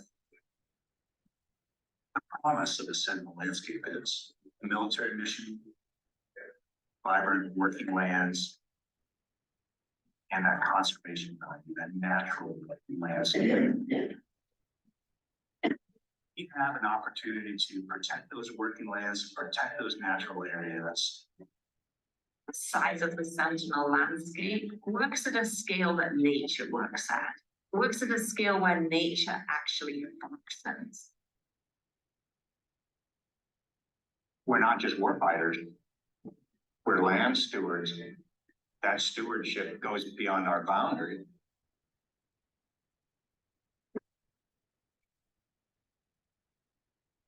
Farmers and ranchers are the world's first conservationists. They're the ones that are taking care of the land every day. This is where the water is the healthiest on the whole Mississippi River.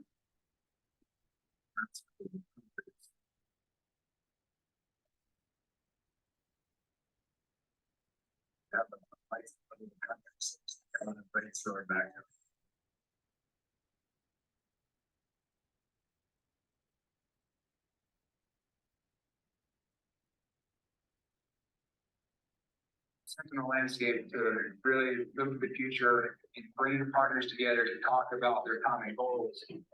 It's a model we need to really expand across the country. The Sentinel landscape is an idea that has the possibility of uniting people. We can come together on this idea of a secure future.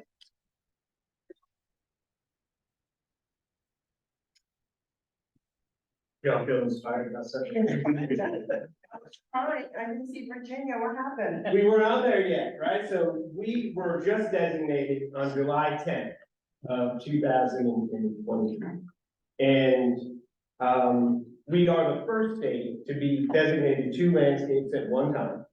So there's a handful of firsts here in Virginia. We're also 2 of the largest landscapes. We're almost 3 million acres just on the eastern portion of Virginia. Our partnership list is extensive, it's vast, and it's because we already all work together, from our localities to our nonprofits, to our soil and water conservation districts, to our state agencies. We all are already working to achieve lots of this. This kind of just turbocharges it a little bit and allows us more access to more federal dollars, which I like spending federal money. So the partnership right now is an overarching partnership with the Federal Coordinating Committee, which is basically your federal installations and your federal agencies. They sit down and they choose who's going to be designated and who is not. That's the Department of Defense, the Department of Interior, with the USDA, as well as the Bureau of Land Management. This is a nationwide program. At the beginning of 2023, there were 11. Now with the addition of Virginia and our 2 landscapes, there's 13. I have some data about the amounts of money that contribute, because I know that might come up, so I put it on a little card. So we'll get to that later if we need to, but just want to let you know where this all began. This began across 2 different administrations, so it has support, it's bipartisan, it's a good thing. Let's go do some good conservation work, whether that be easements or whether that be implementation, whether that be protection from purchase, or whether that just be just working together to make sure we keep working lands. And the reason that the Department of Forestry was involved in this was because of that working land concept. We want working forests. We have working forests and we have working ag lands. The chance of those lands getting converted into something and creating areas of encroachment around installations simply starts to disappear. Okay, so what is a sensible landscape? Areas where natural and working lands are well suited to protect defensive facilities from lands that aren't compatible with military uses.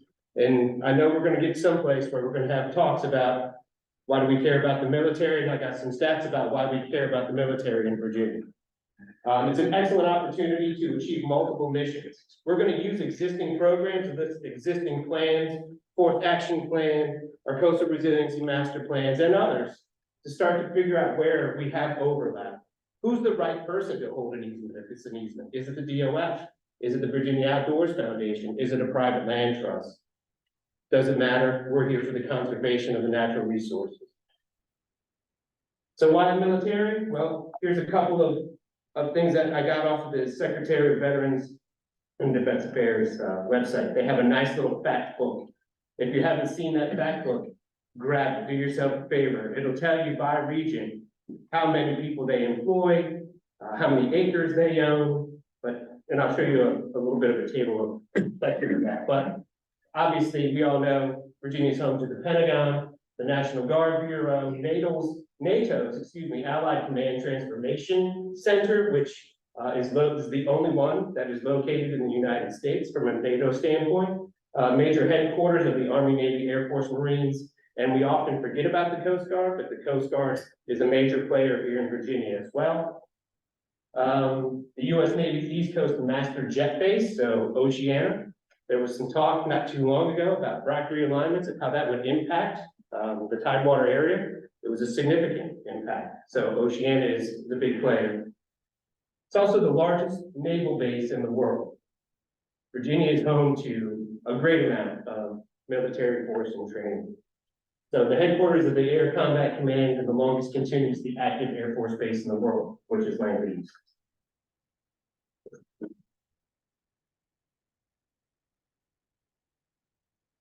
Promise I'm quick. We may need to help you with some, Maybe I just get closer. Maybe that's the problem. Here's more of the why. So it's 19% of Virginia's economy. The military being a resident and continuing to do what they do to keep us safe, hugely important. Building zones, not that important, but direct, indirect, and induced jobs, almost 873,000 jobs in Virginia are military related. Total acreage of their lands owned, almost 266,000 acres. All of this is primarily in the Golden Crescent, east of 95.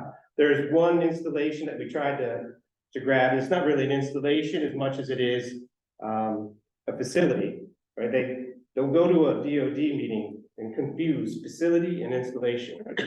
But it's a facility, and that's the Radford Army Arsenal. And the reason we wanted to bring them in initially was because of the scale, right? Night skies, there's flying routes, there's training routes, there's a lot of different reasons, but we ended up not doing that. We'll get into that too. 98,000 civilian personnel, 713,000 different veterans here call Virginia home. So it's just a huge economic driver. So what we did is, because we're talking to the DoD when we do this, we had sort of this military lines of effort, right? We had lines of effort and then 6 goals. And so our primary 3 objectives, one is to prevent military installation and equipment while supporting Virginia's working lands. Below that, you see our first 2 goals: strengthen military readiness through compatible land uses and retain working forests and agricultural lands that are mostly at risk to conversion. Second line of effort is to build resilience against climate-induced hazards, such things as inland and coastal flooding, drought and fire management, and we do this to benefit military readiness and our communities, so our populations.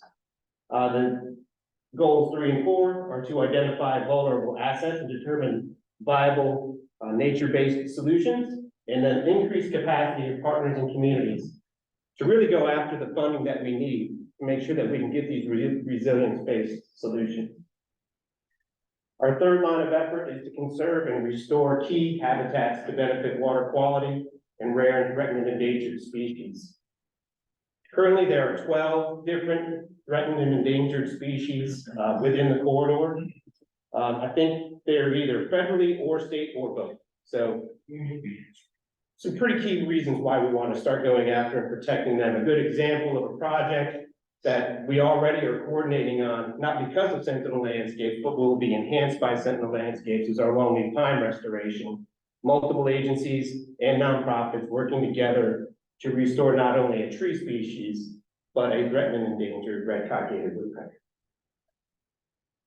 So how do we do it? We connect private landowners around installations or ranges with government assistance programs that offset the cost of implementing sustainable management practices. And we do that with PDCs. If you look at the list, you might see many of your counties.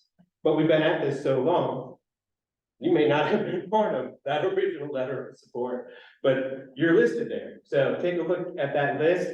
Eldon was kind enough to point out that we have 2 spelling problems on that, but in our defense here at the Commonwealth, we did not write that, so we'll get that fixed. Okay. So programs. I started out trying to list a bunch of programs. There's 86 different programs that are specific to Virginia or have some sort of national program. So what I wanted to do was just give you the tools to go and look at this yourself. Because as I mentioned, we're going to coordinate it, but locally we're going to implement it. So if you go to this website, which is the Sentinel, just go Sentinel Landscapes, and it'll bring you to this. You can go to landowner resources. There's a search for assistance category where you can filter this. So if you just go over, Jillian, to maybe just down to Virginia, down on the bottom here, keep scrolling.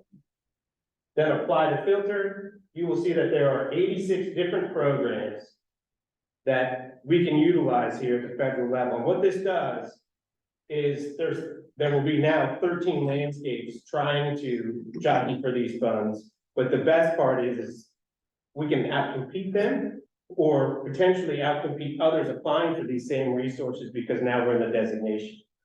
So if you have a locality, I don't know, let's say North Carolina has a landscape. Let's say West Virginia, because they don't have a landscape. They're applying for REPI funds. We can outcompete West Virginia for those funds because we get a points bonus for being on Sentinel Landscape. So it's already identified priority area. Okay.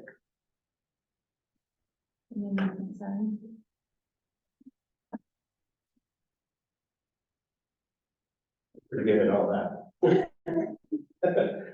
So while we're talking about funding, I'm gonna have my little note card. Since 2012, DoD has contributed $197 million to this program. USDA, 307 million, Department of Interior, 7 million, or 70, excuse me. State funds were 324 million, local funds, 21 million, and 135 million through private funds. So lots of different funding sources and lots of various levels of money coming into these areas.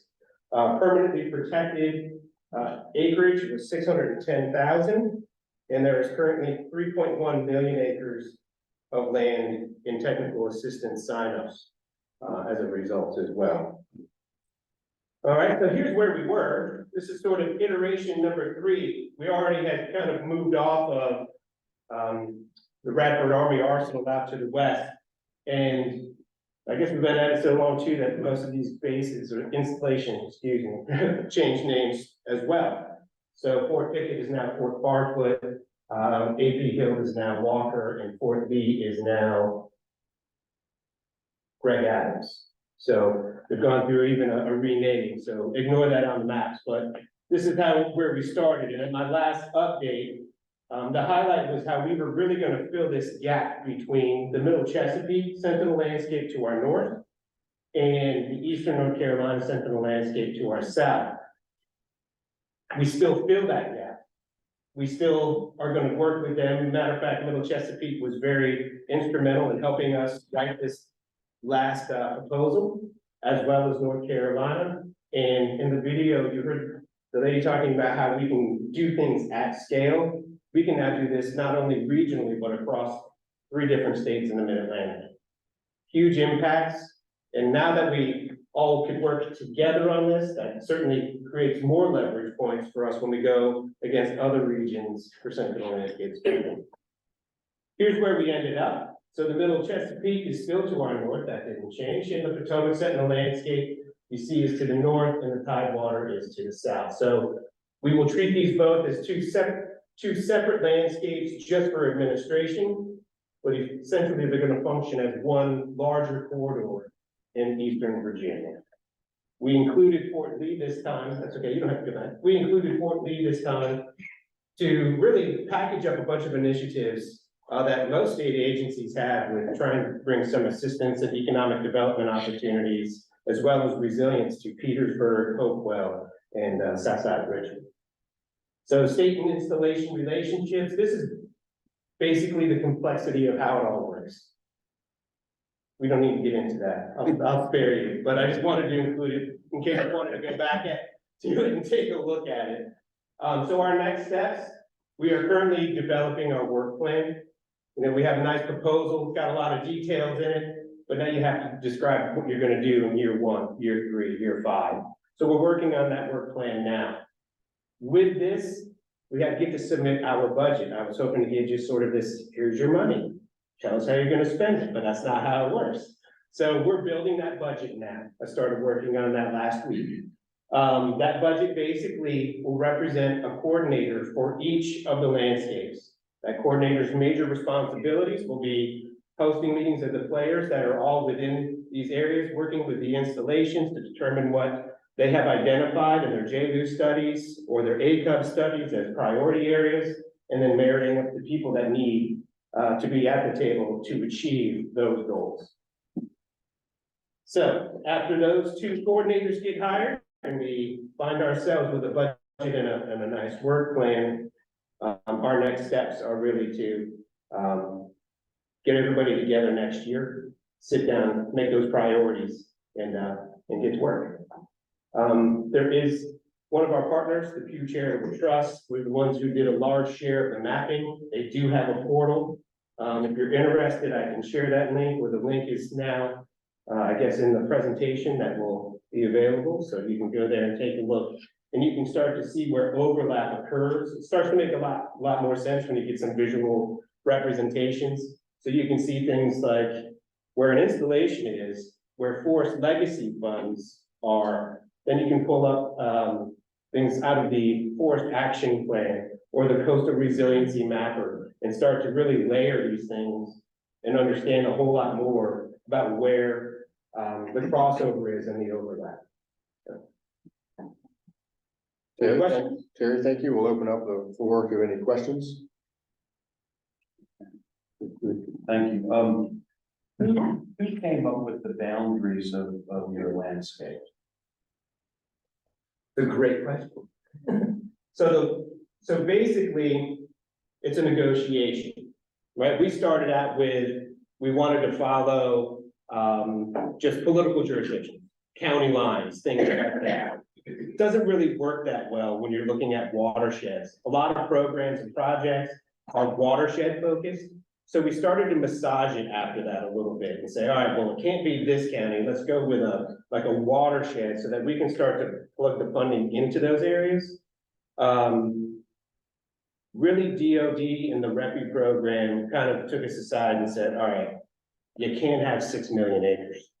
It's too much. It won't be effective. We won't approve it.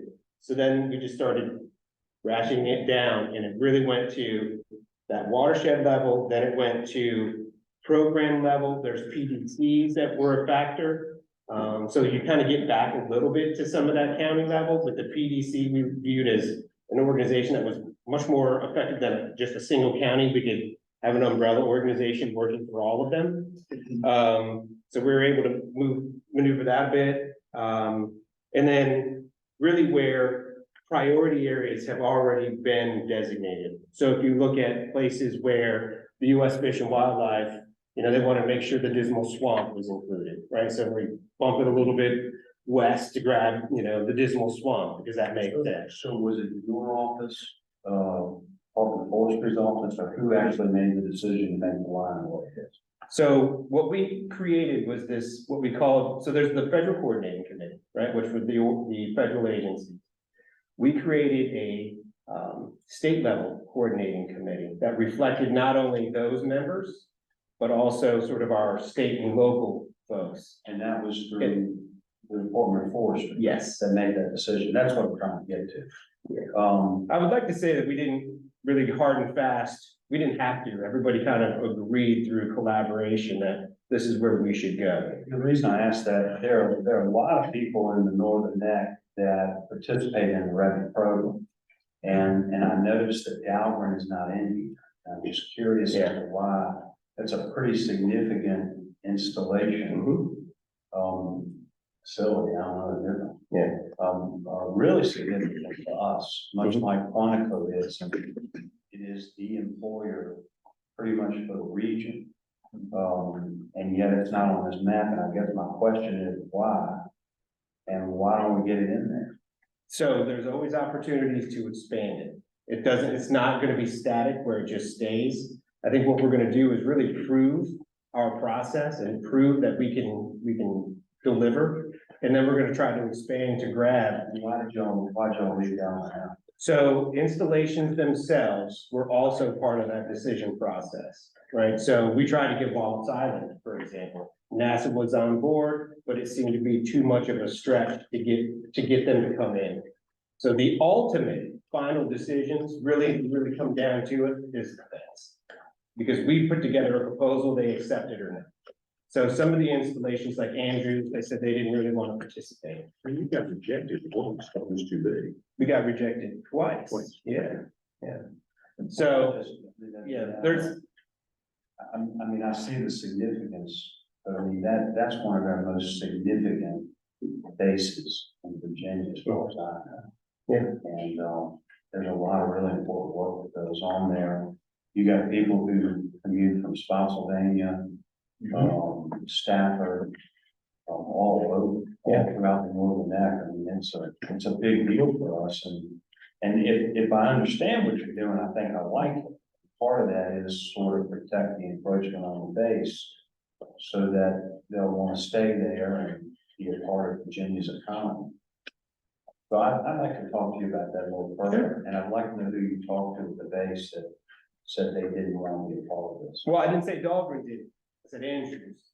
So we can certainly I'd like to get involved, get with them and see if we can't change their mind. If they should. So if they say, yes, we want to participate, and the people that we work with mostly at the installation level are the natural resources folks. And the reason why we do that is because they have a chain of command that they have to go through. They can't act on their own. But the installation commanders typically change about every 2 or 3 years. And so there's a little bit of lack of consistency of what each commander wants from 2 years to 3 years, right? So what we basically did is stick with the people who are dealing with the ACUBs and the JLU studies and trying to do implementation, because they're typically civilians and they stick around. But they can't do anything without the okay from their installation folks anyway. So yeah, we'll certainly, we're already thinking, what's the next expansion? One reason that we were able to look at Fort Barfoot and go, okay, you're in pretty good shape is not only because it's rural, but they've already got a really good relationship with, like the Warburton Wildlife Foundation. They've got lots of conservation already occurring around most of their borders. And so we felt like we could wait a little bit before we went over and made that. It's more important to get the designations and then expand than it was to kind of throw the whole thing out with just being too big. And I know that's not a satisfactory answer because I have the stomach, it's too big. Well, it's just, But it's curious to me because I know a dozen people in the last 5 years that took advantage of the REPI program, all total. What would he 10, 15,000? Well, maybe not that much, but probably pushing 10,000 acres that they put in that REPI program in the Northern Neck alone. And that's a lot. yeah. And I'll certainly ask the REPI folks and our contacts at the DOD, like, I just don't. did they figure that because they already had a good active program, it was necessary? But certainly questions, I mean, we can always do better. So I don't have a problem asking that question and trying to bring in more, because that just helps us all along the coast of Virginia. And that's really our goal, it's that working landscape restoration and just keeping some resilience there. If people want to get in, let's get in. To me, adding an extra installation or extra bases doesn't hurt us. That only helps us because we can take people right outside of their door in DC and give them firsthand, not only exposure to it, but can take them down the steps and take them to the Potomac and see, this is where, show them, this is where your money went. And this is what we're doing to make it better. And then we can drive them 3 hours and show them the end result of, so we can go from the headwaters all the way down to the flow. So I'm good with it. And I'll be right back. I'll be in touch. Eldon, do you have an online question? Yeah, I have an online question, Sure. and I want to ask a clarifying question first. On the handout, you show in the 2 areas in that map on the first page, but on their slide, you show the 2, and then you show the Middle Atlantic one that comes over from Maryland. The Middle Chesapeake. Middle Chesapeake, too. Yeah, that's what I meant. Does that include that?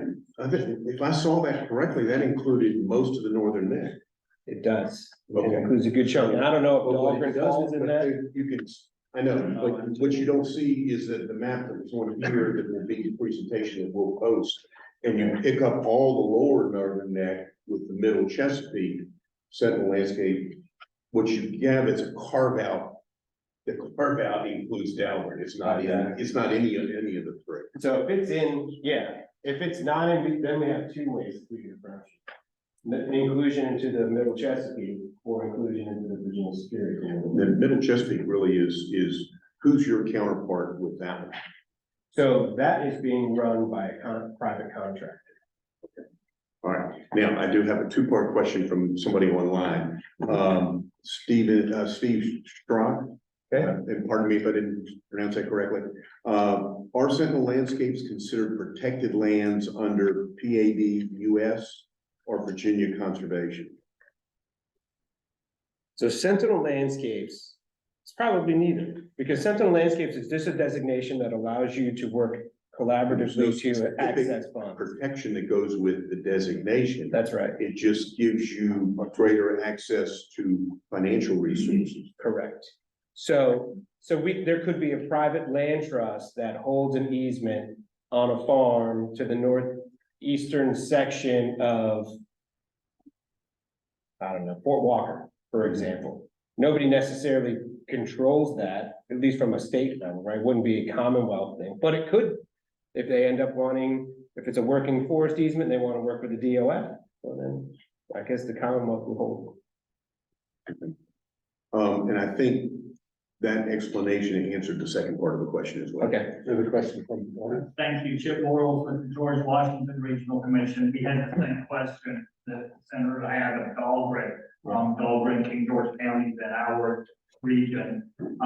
We would be more than happy to help in that effort to spearhead, an extension for that area. Because when we saw this come out, it looked somewhat of a donut hole. The Dahlgren was carved out of that, and I know they have a new commanding officer in place. We we'll soon have a new community planner for the base.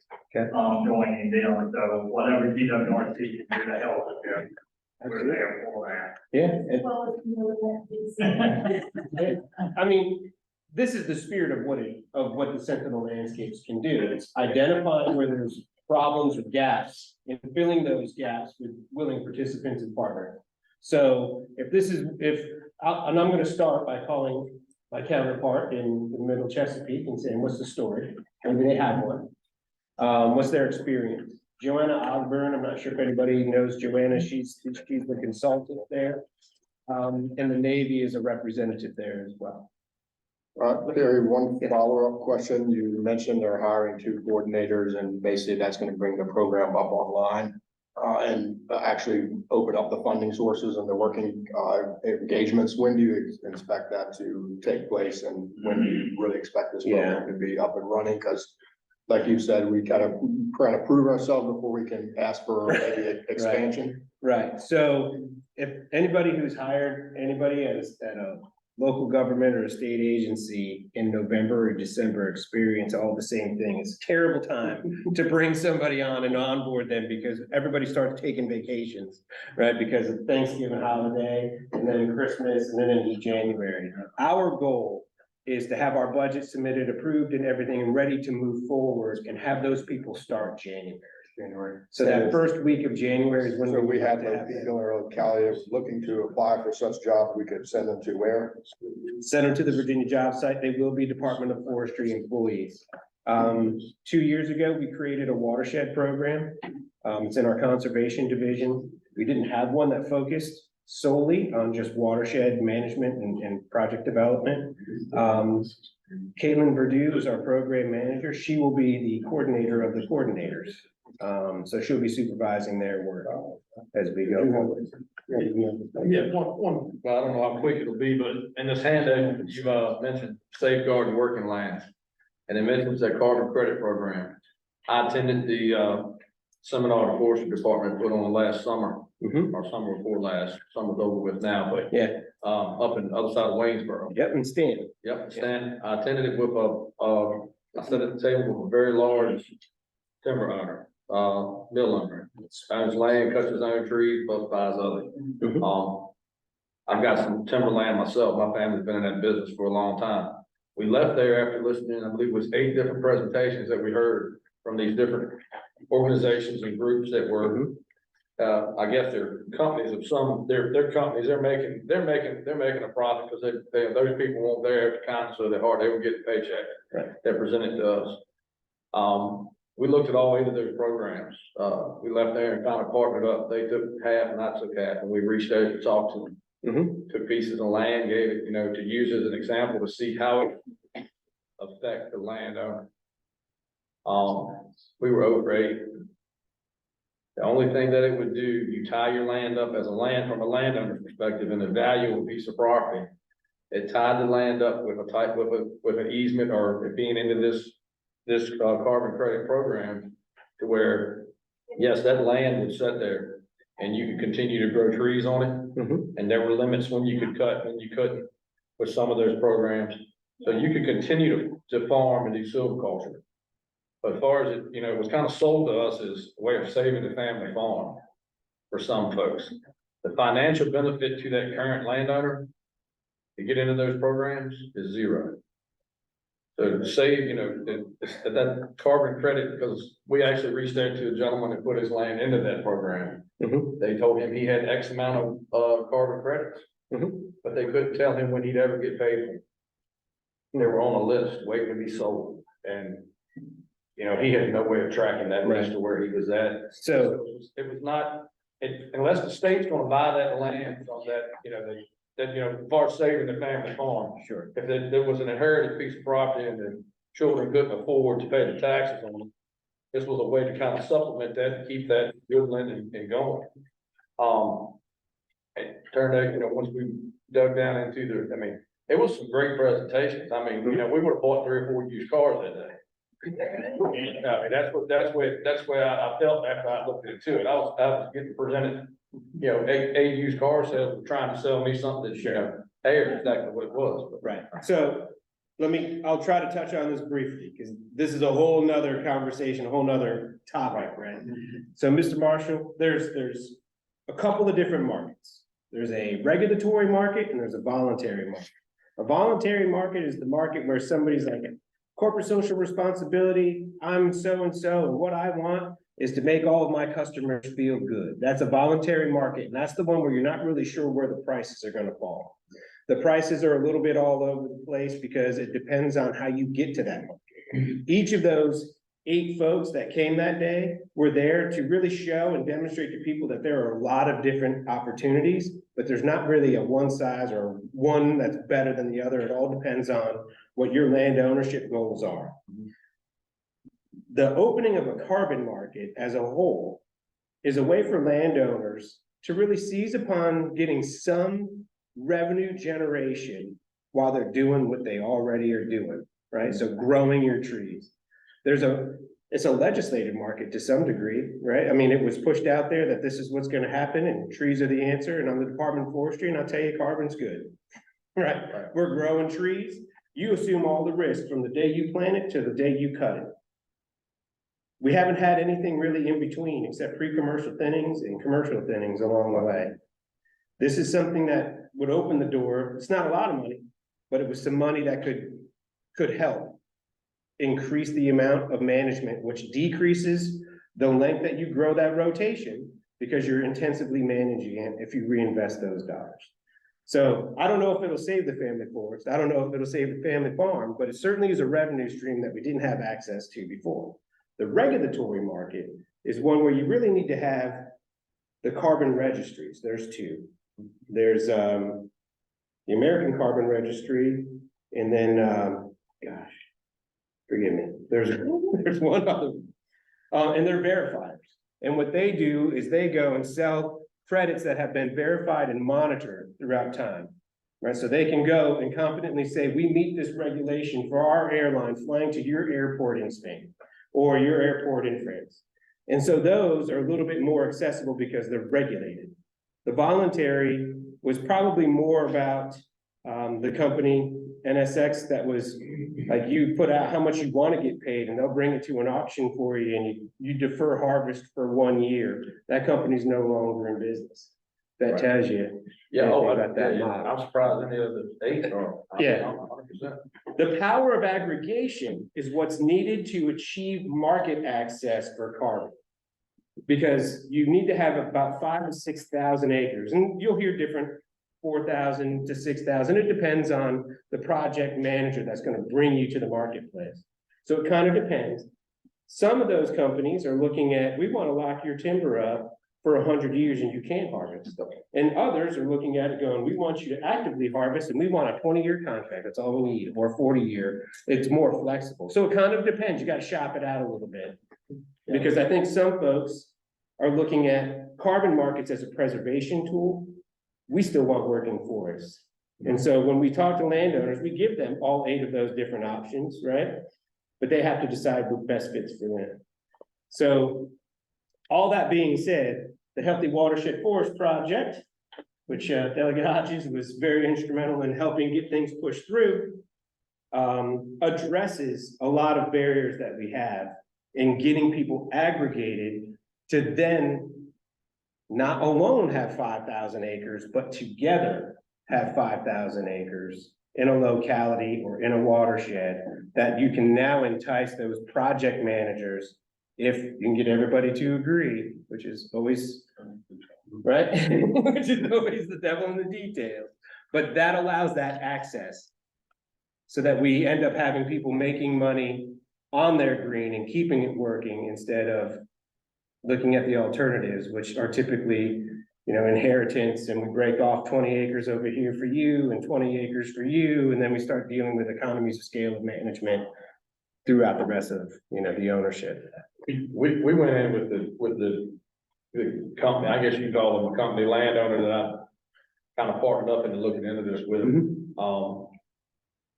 I'm on the very small end of this number, but total with his land mass and the land mass that I represented, about 40,000 acres. And I can tell you, with that 40,000 acres, that 40,000 acres will continue to forward and do the same thing that we've been doing for the last 100 years and never sell the first carbon credit off any of it. Yeah. Because it tied our hands. Every one of those programs tied your hand as a timber owner and a landowner. Yeah.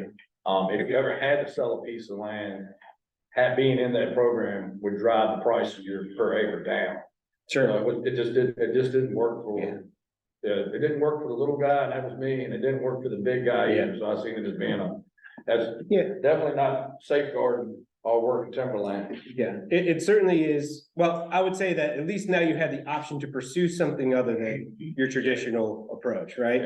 There's an option out there. It's not going to be for everybody. No. Just like a pulp market isn't for everybody, or saw timber market isn't for everybody. Somebody's doing some sort of niche marketing and doing their management to fit. So it just created another avenue to have some way to generate income over that lifespan of your rotation.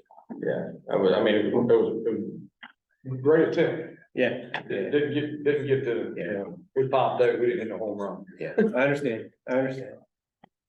Any other questions? Barry, thank you. All right. We appreciate Thank it. you. Lots of information. All right. You said you don't see that. Just, any questions? I'm fine with that. It's getting kind of late in the day and we were wondering if everyone here would be fine with moving the final presentation to the December meeting.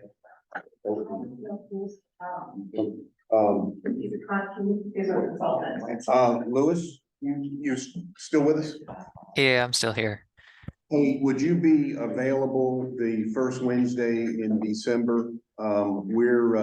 Our sessions so far have run long. And we're thinking of moving you and Michelle to the December meeting. Yeah, let me check my schedule, but I believe it should be doable. Okay, we'll be meeting at where the state fair is held in Caroline County, right off Interstate 95. If you can do it in person, if not, we'd be able to bring you in virtually as well. Will that work for you? We apologize, but both DCR and Sentinel Landscapes generated a lot of discussion, and that was a good thing. Okay. We'll work to get that schedule. We appreciate your flexibility. Yeah, no problem. Future meeting dates, Elvin? As we said, December 6th in Meadow Event Park in Caroline, and then we'll be going to Stafford County next March. I'll be working with our Stafford representative on location, and then in the lower basin down in Westmoreland in June, and then way up the upper basin, Rappahannock County in September this time next year. And we've identified 2 issues for the December meeting. So I think we just filled the December meeting agenda with 3 presentations.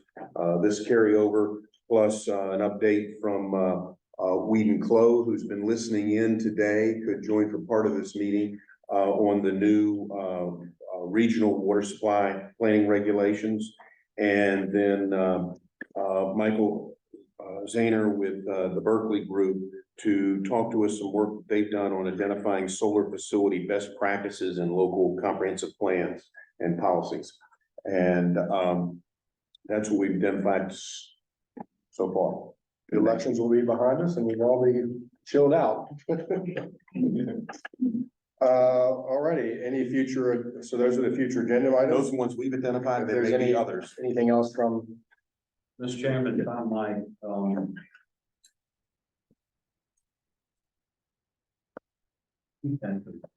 Sure.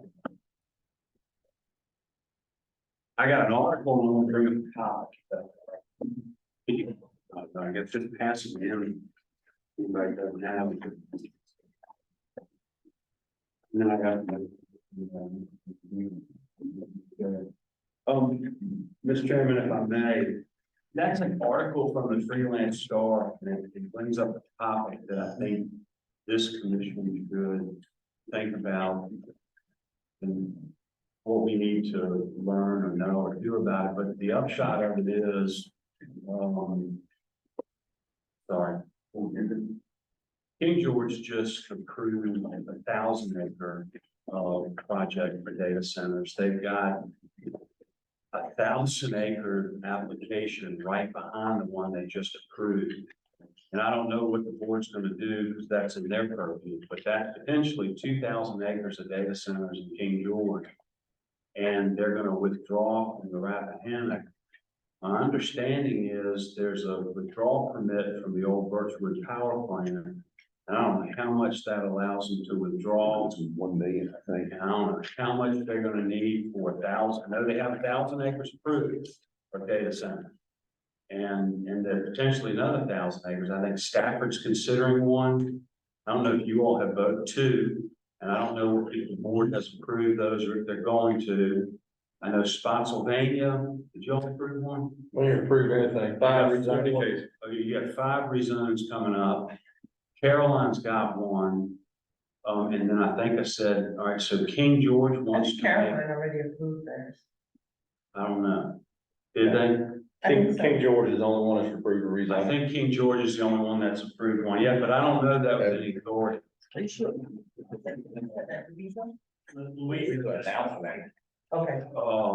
So King George is going to withdraw from the Rappahannock for drinking water. I don't know the extent because we have issues with the Potomac Aquifer that I know many of you all are familiar with. Caroline, I understand, is going to make application for withdrawals for drinking water, that they may pipe it all the way from the Rappahannock to Coleman Church. Is that what you And they would have understand? enough permission, like permission from the other counties, this is just any county could do that? And so, Dr. Young, you bring up my question and my point. Thank you. I don't know. I don't know if DEQ is the agency that is in charge of this globally. I don't know who is looking at this globally. You know, Spotsylvania has to look at Spotsylvania, that their board looks at what's good for Spotsylvania. Stafford looks out for Stafford. Westmoreland looks out for Westmoreland, and all the way around. Somebody's got to be looking at this as a global picture because it affects everybody along that basin. And I shouldn't say this, but I will. You know, we ruined the Potomac River and we're fighting to try to bring it back. We've done an awful lot of damage to the James River, and some of us are fighting very hard to bring that back. But the Rappahannock is still relatively pristine in many aspects, certainly at least the parts that I travel over the Rappahannock. And it just seems to me it would be prudent to look at this issue before we have all these stresses on it.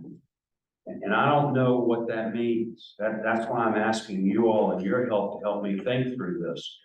Does this mean that we have to engage DEQ, or what body we engage? Is it going to take legislation that those of us in this room who can do it carry to look at this? But it's a hell of a lot of impact potentially in a short period of time.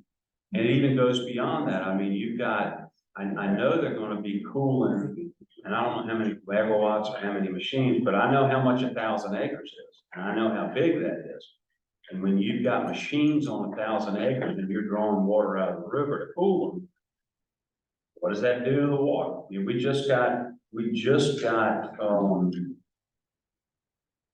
million to try to deal with the algae bloom in help me, Phil. Lake Anna. Because of the warm water coming out of the reactor. Are we going to experience similar things from the water coming out of the data centers that are being cooled by the Rappahannock, while at the same time, they're going to be withdrawing drinking water within close proximity to that? So it just seems to me we need to bring this issue up and maybe try to get some information. And I'm not saying any of this is bad. That's not my point. I think we need to get ahead of it. Before all this begins, we should get ahead of it and have information, because knowledge is power, right? Yeah. I have similar concerns as what you just mentioned, but also in addition to that, I had, not voted for something that they wanted, conservation group wanted to do with the Rappahannock. And to me, it goes across and it comes, it comes into us, but it's not ours. It's not just only ours. It's everyone, every county, and anyone in Virginia, even if you don't live close there because you're visiting that. But my concern is when you're even moving water, you're moving fish life, you're doing more damage than you think you are if you don't do the research. And more research than we're doing right now, because I understand Governor Youngkin and the goal to have all these data centers, but we just, in Stafford County, for example, I'm looking at, if not one, to see how it affects us, not do more than one at a time. But I'm noticing up there, is that VDEM, Yes. totally VDEM, is that DEQ, is that Yes. quality? Can we ask questions? You are, you're jumping. Let me finish my Oh, thoughts. okay, I'm just asking if Because they it's know. more to it, and I want you all to help me flesh out how you do this. Because you guys are smarter than I am. But they've got to bring in big power lines for the data center. The power corridors that currently exist will not serve them.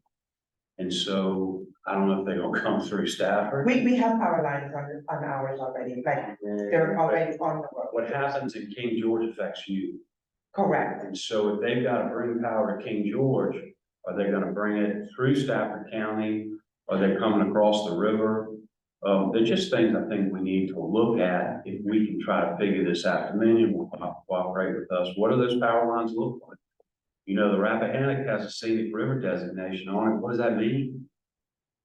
I don't know. I mean, I agree. I think you're kind of going along the lines of like how they manage the Colorado River out west, where they work together as a group of people and look at it more globally than they do just individual stakeholders having just taking a piece of whatever they want. Because ultimately, what happens in the upper Rappahannock affects the lower Rappahannock seafood business and other things that exactly. if we do something up there, that it has an effect down lower counties that I had no control over the decision, but ultimately suffer the impacts from it. Exactly. So that's my pitch. And I'd love for you all to help me figure out how we go forward in that, but we need to have that discussion. Eldon, did you want to? Well, let's let. Woody's raising his hand. We got to get, but I want to ask Whedon Clow a question while we've got him online. Sure, and you already have regional water plans, I believe, the localities had to get together, but I don't know if that really fits with this, but when we look at this, number one, you mentioned that the Potomac, Aquifer 2, we need to get an update on the SWIFT program. We haven't had one in probably a few years on that. Where we are. True. But, as far as when we're looking at data centers, they're gonna have to geographically be located in certain areas to serve the need as well. I would think. That Just like they're serving, just like you would with solar and everything else, they're serving Northern Virginia, so they're gonna have to service certain areas. So we may need to have to start to look at a regional water. Authority. So, well, not authority, but a regional water plan to service the need of Virginia for data centers. And how do we manage that? Because we need them, but DEQ is really the one that falls under it. so DEQ could be able to give us some information. Yeah. Well, and that was why I had been talking with the Office of Water Supply Planning, Whedon Clow, who is on the line right now, and the new regulations that further define regional water supply planning. Plans will have to all be regional, and rather than single jurisdiction or small regions, such as just two counties working together. The regions are defined in the new regulation. For example, King George, Caroline, Spotsylvania, Stafford, and Fredericksburg will be required in the next cycle to write the regional water supply plan. Now, they're in the administrative review process. We expect they will be ready by the time Whedon Clow joins us at the December meeting, and hence why we have him on the agenda. But I'd like to ask Whedon, are you hearing me? I yelled and I sure am. I'm hearing you loud and clear. Okay, good. Are you able to speak to the water supply elements of the discussion that just took place and the new planning requirements when we meet in December?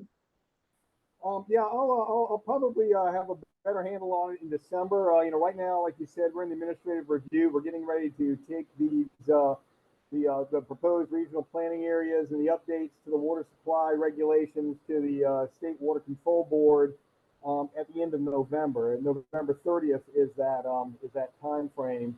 We've just finished sifting through 60 plus comments that were received from 10 different entities. But you're absolutely right. What we're moving towards is rather individual water supply plans, based on localities. We're shifting to more of a regional approach.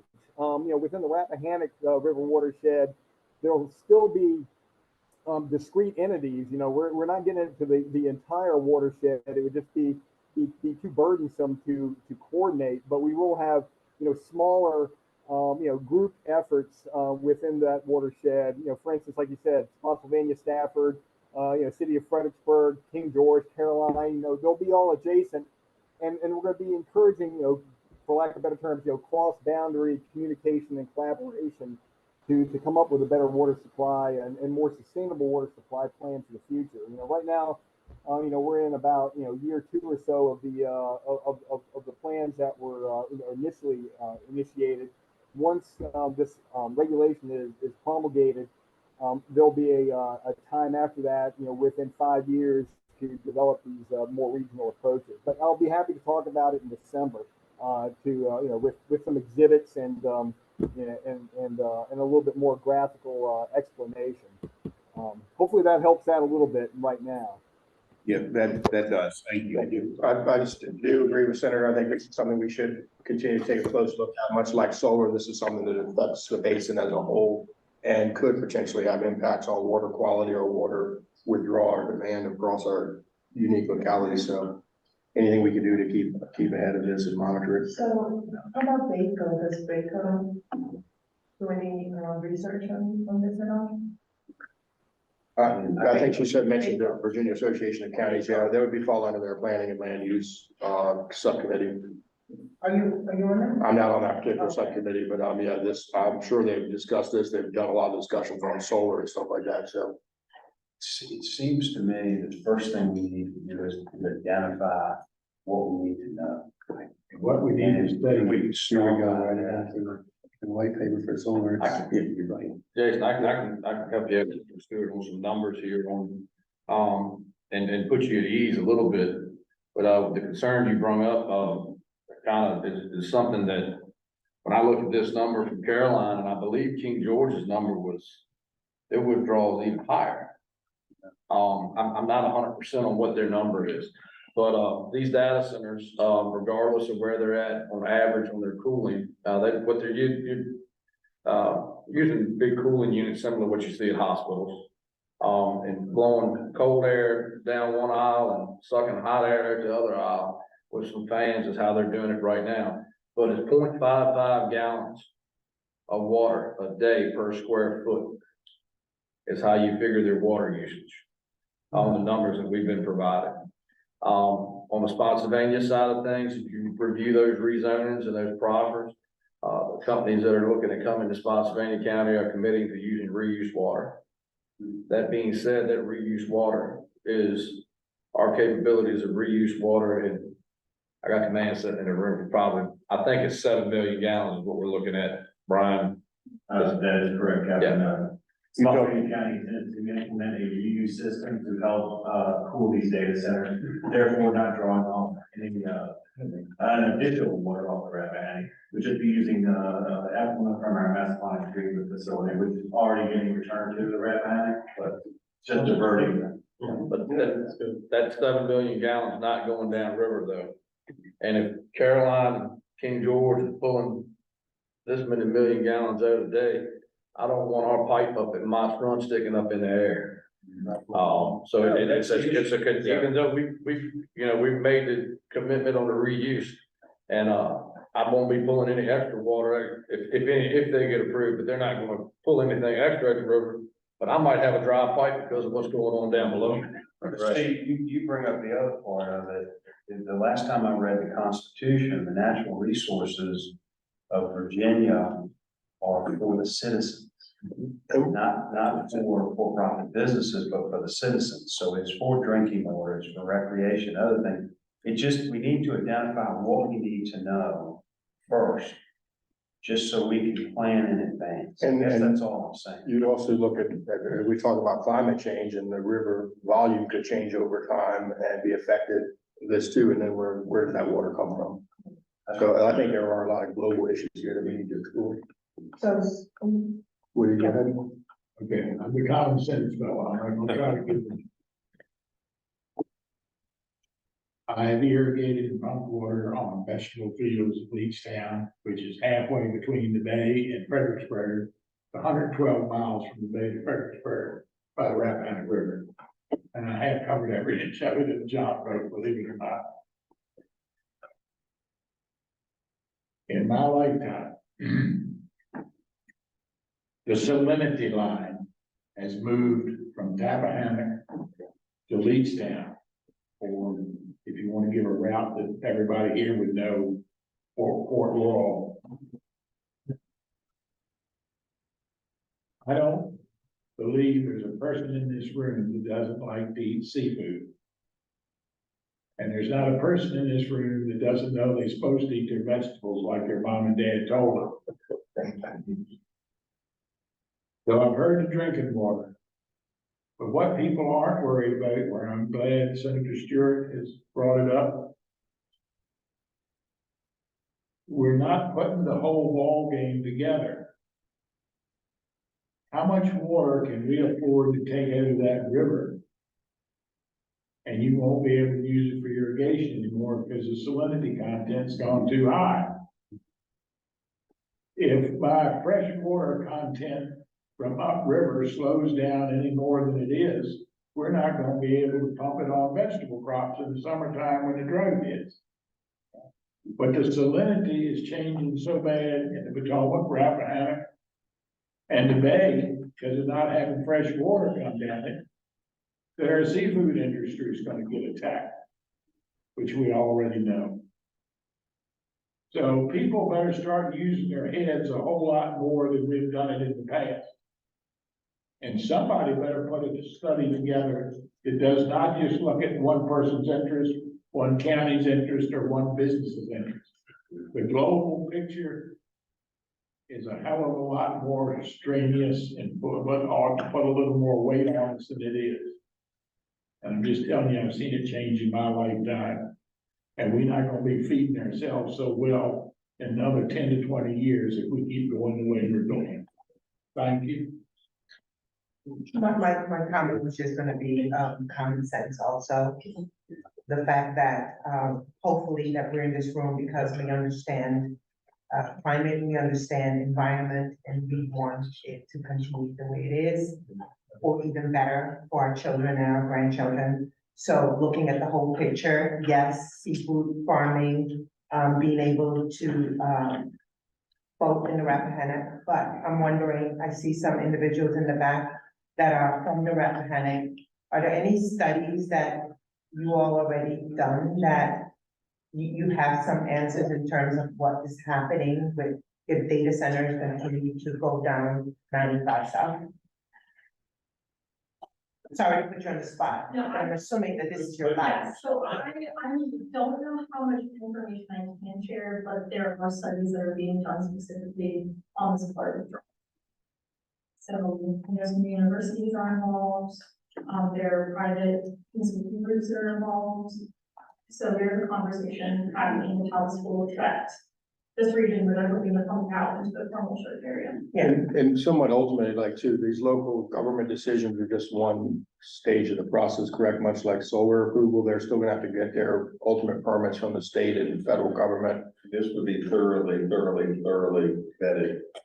Prior to them actually. Many studies being done over a period of time to see the impact of the river. And then I would guarantee you would see lawsuits, you would see everything else, just like you saw in the Rappahannock River that eventually fell through. And if this would be tied up for 20 years. is what I think that's what would happen, because people will be so upset about it. We got approved in 3 months. Locality, not maybe Data center, but then you gotta get the permit for the water withdrawal after that, right? So, they already got a permit from the old Birchwood site. And so, I think that's only 1 million. I don't know what that, but I don't know what that So they have a is. permit already for some of They it? have Well, a withdrawal permit for the Birchwood. The old site. power plant, because they withdrew for cooling and So it's discharge. grandfather under that permit. Yeah, I don't know. it's. I There don't was know a the land answer use to that, but decision, that's what basically they a told me. special exception on that, and they bought the power plant, is Yeah. that what's going And on? they said they're gonna use the old intake and the permit that they have for Birchwood. But again, part of what I wanna learn, find out. I think it's important for this commission to learn and find out, because I don't know the answers to all that. And that's only one piece of the puzzle. But there are a bunch of pieces of the puzzle, because we gotta make sure Spotsylvania has drinking water, King George has drinking water. We got irrigation. I mean, that's the whole point of this. And I'm not sure DEQ looks at all that, they may. Yeah, I don't know either. I don't know. Salt water intrusion on irrigation is also a problem with drinking water on the aquifers too. Yeah, I mean, water down in my neck of the woods, near the bay is really salty. I don't know. Not the of any- Ortiz wells. I don't know of any one agency that has the authority to look at it all. That's why I brought it up. I'm glad Mr. Stewart brought it up and you talked about it today. If we don't put everybody together, we're not gonna come up with a sensible, reasonable answer, because there's nobody that has it all encompassing. Right. And that's the first thing we gotta realize. And when you got a flaw, you gotta know where the flaw is and then attack the flaw before you attack the problem. Let me remind everybody where this came from to our region. This came from the state, from a Youngkin administration through VDEM. The company that's proposing these rezonings was offered a large sum of money through an incentive program with VDEM and state for these projects and then to invest in the state of Virginia. And is pushing a tight timeline on every locality.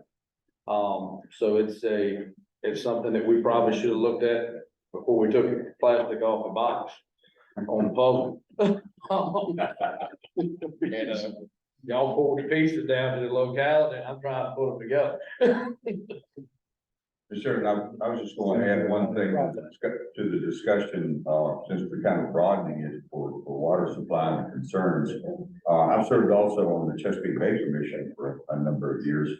And one of the things that I discovered, and I've been pointing out there, when we're talking about water quality and tributaries flowing into the bay, is that, and this is, sometimes what you think is good isn't all that great. But because of the growth in Northern Virginia primarily, Potomac River, 25% of the water that flows in the Potomac River year round, and 50% of it during dry times is pulled out for drinking water and local use purposes.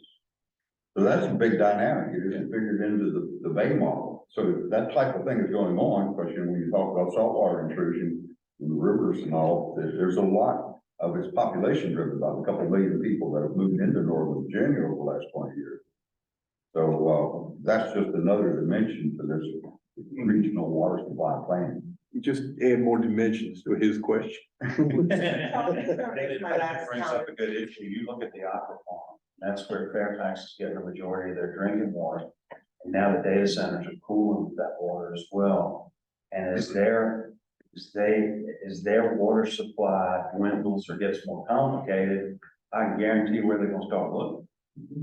And that's southwest. I think Dr. Young had a question. No, look, I'm driving home, I'm so upset. Yeah, I used to live in,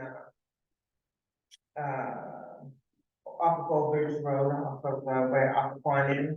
I used to live in Lake Ridge, actually, before I moved to, Stafford. So yeah, I know about the Aquaquan. But, Senator Stewart, I'm wondering, you're, down there, maybe perhaps, I'm sure that, Governor Youngkin must have had some debriefing and had, groups of individuals talking to him before we pulled the plug and saying, yes, let's do all these data centers up and down 95. Isn't there any information, some research that was done that we could pull from? So there's economic benefit in jobs and. Yeah. But then the localities, staff or your board gets to decide whether or not you're gonna site it there, just like every other county does, and the state didn't take any role in that. And I don't dispute that or have any issue with that, because that's y'all's turf. That's what you do, is decide whether or not it's good in your county. Right. But my question, my point is, we've got to look globally at the issues, of the water. Not really, this isn't about data centers and whether you like. Right, and that's why I was saying, if he did the research There and are other did the ways- economic other benefit, ways I wonder if he did all the others. Just like Spotsylvania's doing, there are other ways to cool data center. They're using Breville. We're using that too, once it becomes available, so that's the plan. But I'm saying globally, I'm thinking we work the whole state. That must be a bigger plan than just economic. You can't just look at it. You have to try the economic development tools into the state and for people, and oftentimes you leave the siting of those opportunities up to the localities. So the This particular Rappahannock issue. belongs to everyone, and so like, who is the guardian of the Rappahannock River? That's what I want us to figure out. Okay. That's what I'm asking this commission to look into. That is the exact question. Ellen, you got it all down? We're gonna send you another solar white paper, data centers. Yeah. Without planning New Year's party that day, bring your Christmas presents. Two things. And Councilman Ehrlich has reminded me to remind everybody here on October 25th, the Rappahannock Roundtable is holding the Rappahannock River Symposium in Fredericksburg. And you can find out more about it at rappahannockroundtable.org. So I'll just do that. And I feel like I'm in a time warp. Because when you talk about straws in the Rappahannock, and nobody actually used that term today, but if you go back to the beginning of this commission, it started over water allocation. And the very first technical committee of the commission was the Water Allocation Group. Hammond remembers. Well, if you can't stay in government long enough, it goes in circles. One of my notes You've been is doing it for 20 years. one of my notes was, we got busy with water quality, Senator. This is Water 1990. quality is no important if there's no water to be had. This is true.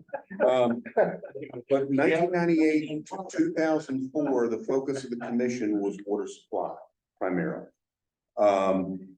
I don't have anything before 2008 in this computer, but I've got all that stuff in the external hard drive. So I've got a note here, reread water allocation group documents. So I'm gonna go, if you go to the Rappahannock River Basin Commission's website, you'll see water allocation page, and you can find an overview. None of the links I checked today, because I hadn't checked in months, none of the links are good just because of things that have gone, but we have copies of resolutions passed by every governing body sitting on, because it's the local government side of the table. Every one of you passed resolution in about 2003, when the chairman of the commission and myself, the chairman named one chairman of the Board of Supervisors of Westmoreland County, Rob Whitman, and I went to every Board of Supervisors and convinced them to pass the guiding principles for regional water supply planning before the state's program even existed. What we didn't know when we were doing that in 2003 is we were in the middle of a drought that almost drove the Rapidan completely dry. You could stop it by standing in the river foot thing. And that's what led to the General Assembly mandating water supply planning, was that drought. It just so happened the timing worked out then. First thing I'm gonna do, senators, I'm gonna go look back at all that old stuff. What were the questions we asked as we went through that? It took a couple of years to reach agreement and consensus on those guiding principles, because we had everybody from the Fish and Wildlife Service to industry and everybody in between, and it took a long time to come to consensus on those guiding principles. Are those guiding principles still technically in play? Because it's, as a member of my board of supervisors, I was not there in 2003, and this is the first I've ever heard of such a thing. And so I assume that probably other boards of supervisors who were relatively new may have, or somewhat newer to the game, don't know anything about this. Bind the future board anyway. But that would have been what the vision that board had. Yeah.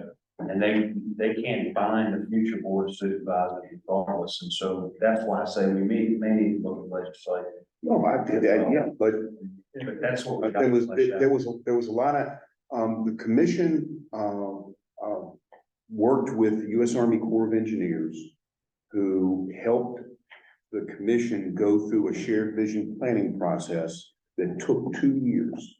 And the Corps out of Quantico, if I think about it long enough, I'll remember the gentleman's name. He actually retired as a co-pilot. But I want to say his first name was Tom. But anyhow, I'll find out because I'll go read stuff. He helped facilitate those discussions to come to agreement. And I think it's worthy to revisit, because there was a lot of energy by professionals as well as electeds to craft the words that everybody could agree to. So that'll also help us. What were the questions that were asked? What were the key points of discussion? I think that's kind of what you're asking. What do we need to be asking ourselves? What do we need to know? Yeah. So that we can plan. You know, just throw one other thought in here. I'm old, but not quite old enough to remember the cycle prior to this. When there was a big push to build reservoirs, build dams in the 20s and 30s and 40s. Yeah. To address these same problems. I'm not so sure that we're not gonna see that come around again, because, you know, right now, there's a lot of flow in the rivers, pretty darn good. And so the problem may not be the flow over a period of different time. It's the instantaneous flow when you need it is the problem. And the way you deal with that historically is you capture some of it and hang on to it. So I think allocation is a step in the right direction, but it might not be the final answer. That it might be the allocation to include some smart planning in terms of reservoir storage, diversions, all sorts of things. In the day, I think there would be some sort of total number or a number that should be a maximum that could be withdrawn across the entire basin. But So are we planning on having a subcommittee to look at this, or what are we doing today? What,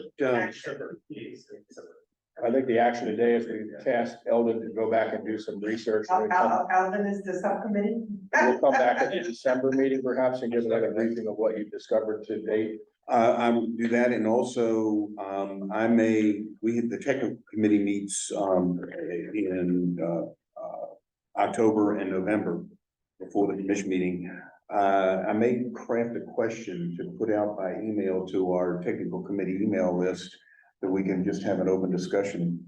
How do we go about this? How do we answer these questions? What do we need to know that we don't know? Yeah, so the reason I'm mentioning that is because sometimes we cannot wait for another meeting, because I don't know when they sign things in the background. Things are happening rapidly, and I'm concerned about this question in terms of the water. Well, in these regards, you said, what was the county that's only one county that approved it? Only one rezone is approved, I know of, King George County. So the ball right now is in those counties' courts to stall it or sit on it as long as they want to while we wait for these questions to be answered. So y'all can take that comments back to your board and say, there's questions about this. We're not gonna make this decision now because we don't have the information. And so y'all can drive that discussion right now in your own individual counties and push back and stall these projects for as indefinitely or as long as you technically want to. I didn't hear that, but talking to Delegate Scott and Senator Stewart and those that I know, what would be once we find out what we don't know, what the issues are and the concerns, what would be the best venue to run it through? I mentioned earlier I know this is, Governor Youngkin's, this is one of his goals, his objectives, but also VACO is one of those channels that we go through. What would be fast in your, situation in terms of bringing it from a body that just more than one county? Well, I mean, we're thinking peculiar to the Rappahannock River. Okay. And I guess other localities have different water planning issues in their locality. I'm specifically about the Rappahannock Okay. because that's what this basin deals with. But I think this would be probably a pertinent topic for the Water Commission. I might mention that thoroughly. They may be able to gather some information also. But I don't know. That's part of what we need to know. Okay. And so that's part of what reach we're out. asking is I'm what gonna we reach need out to to know that we don't know. And I talked to him about the water commission. I'm on the water commission now, so this could be a topic we could bring up. But once localities approve it, it still has to go through the permit process with DEQ. So just grandfathering permit, that just doesn't sound like you could start to do that. So, and then it would still have to go through a public comment period, I would believe, and people, which can take, it's a lengthy process. So I guess to me, the next step is find out where it is at DEQ or if they've even applied for a water permit and so forth. I mean, even though the localities have approved it, they may not have applied yet. So we need to But find out. again, that's one That's permit the in a vacuum. Right. My concern is you need to be Long term. this Right. Regional. Yeah. and permits that you need to be seeking, and that's kind of what I'm trying to. Yeah, the Southern Watershed Commission really should tackle as well and make recommendations, do some presentations on it. But I'm with you, if like our comprehensive plans that talk about water conservation, the minute that they approve some of these and organizations see that that's a detriment to saying, hey, Lancaster County said in your comp plan that you're gonna conserve water, this is not conserving water, there's gonna be a litany of lawsuits. Yeah. Well, with that, we will bring this discussion to a close. We'll never get all the answers today. I appreciate everybody's attendance today and to see you all after the election and before the holidays is the next meeting. So we're adjourned. Thank you, everybody.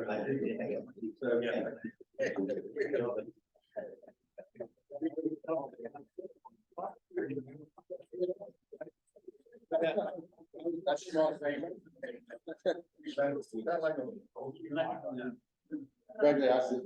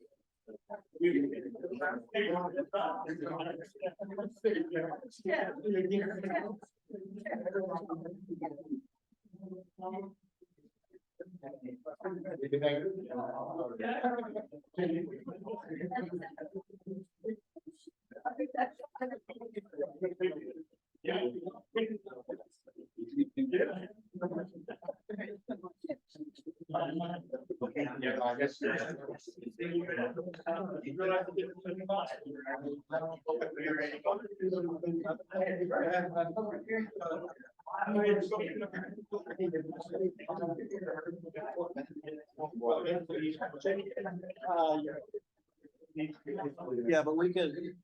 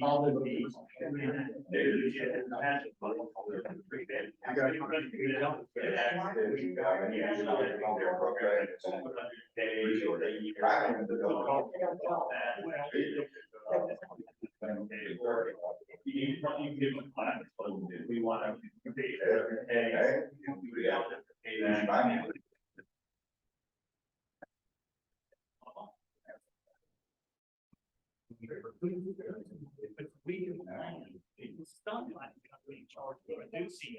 Do we?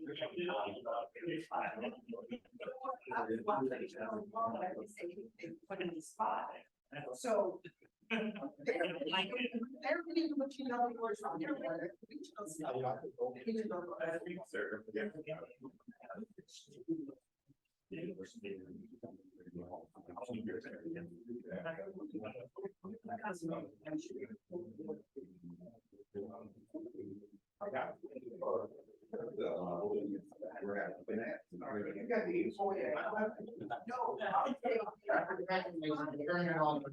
Because she does, so I'm saying I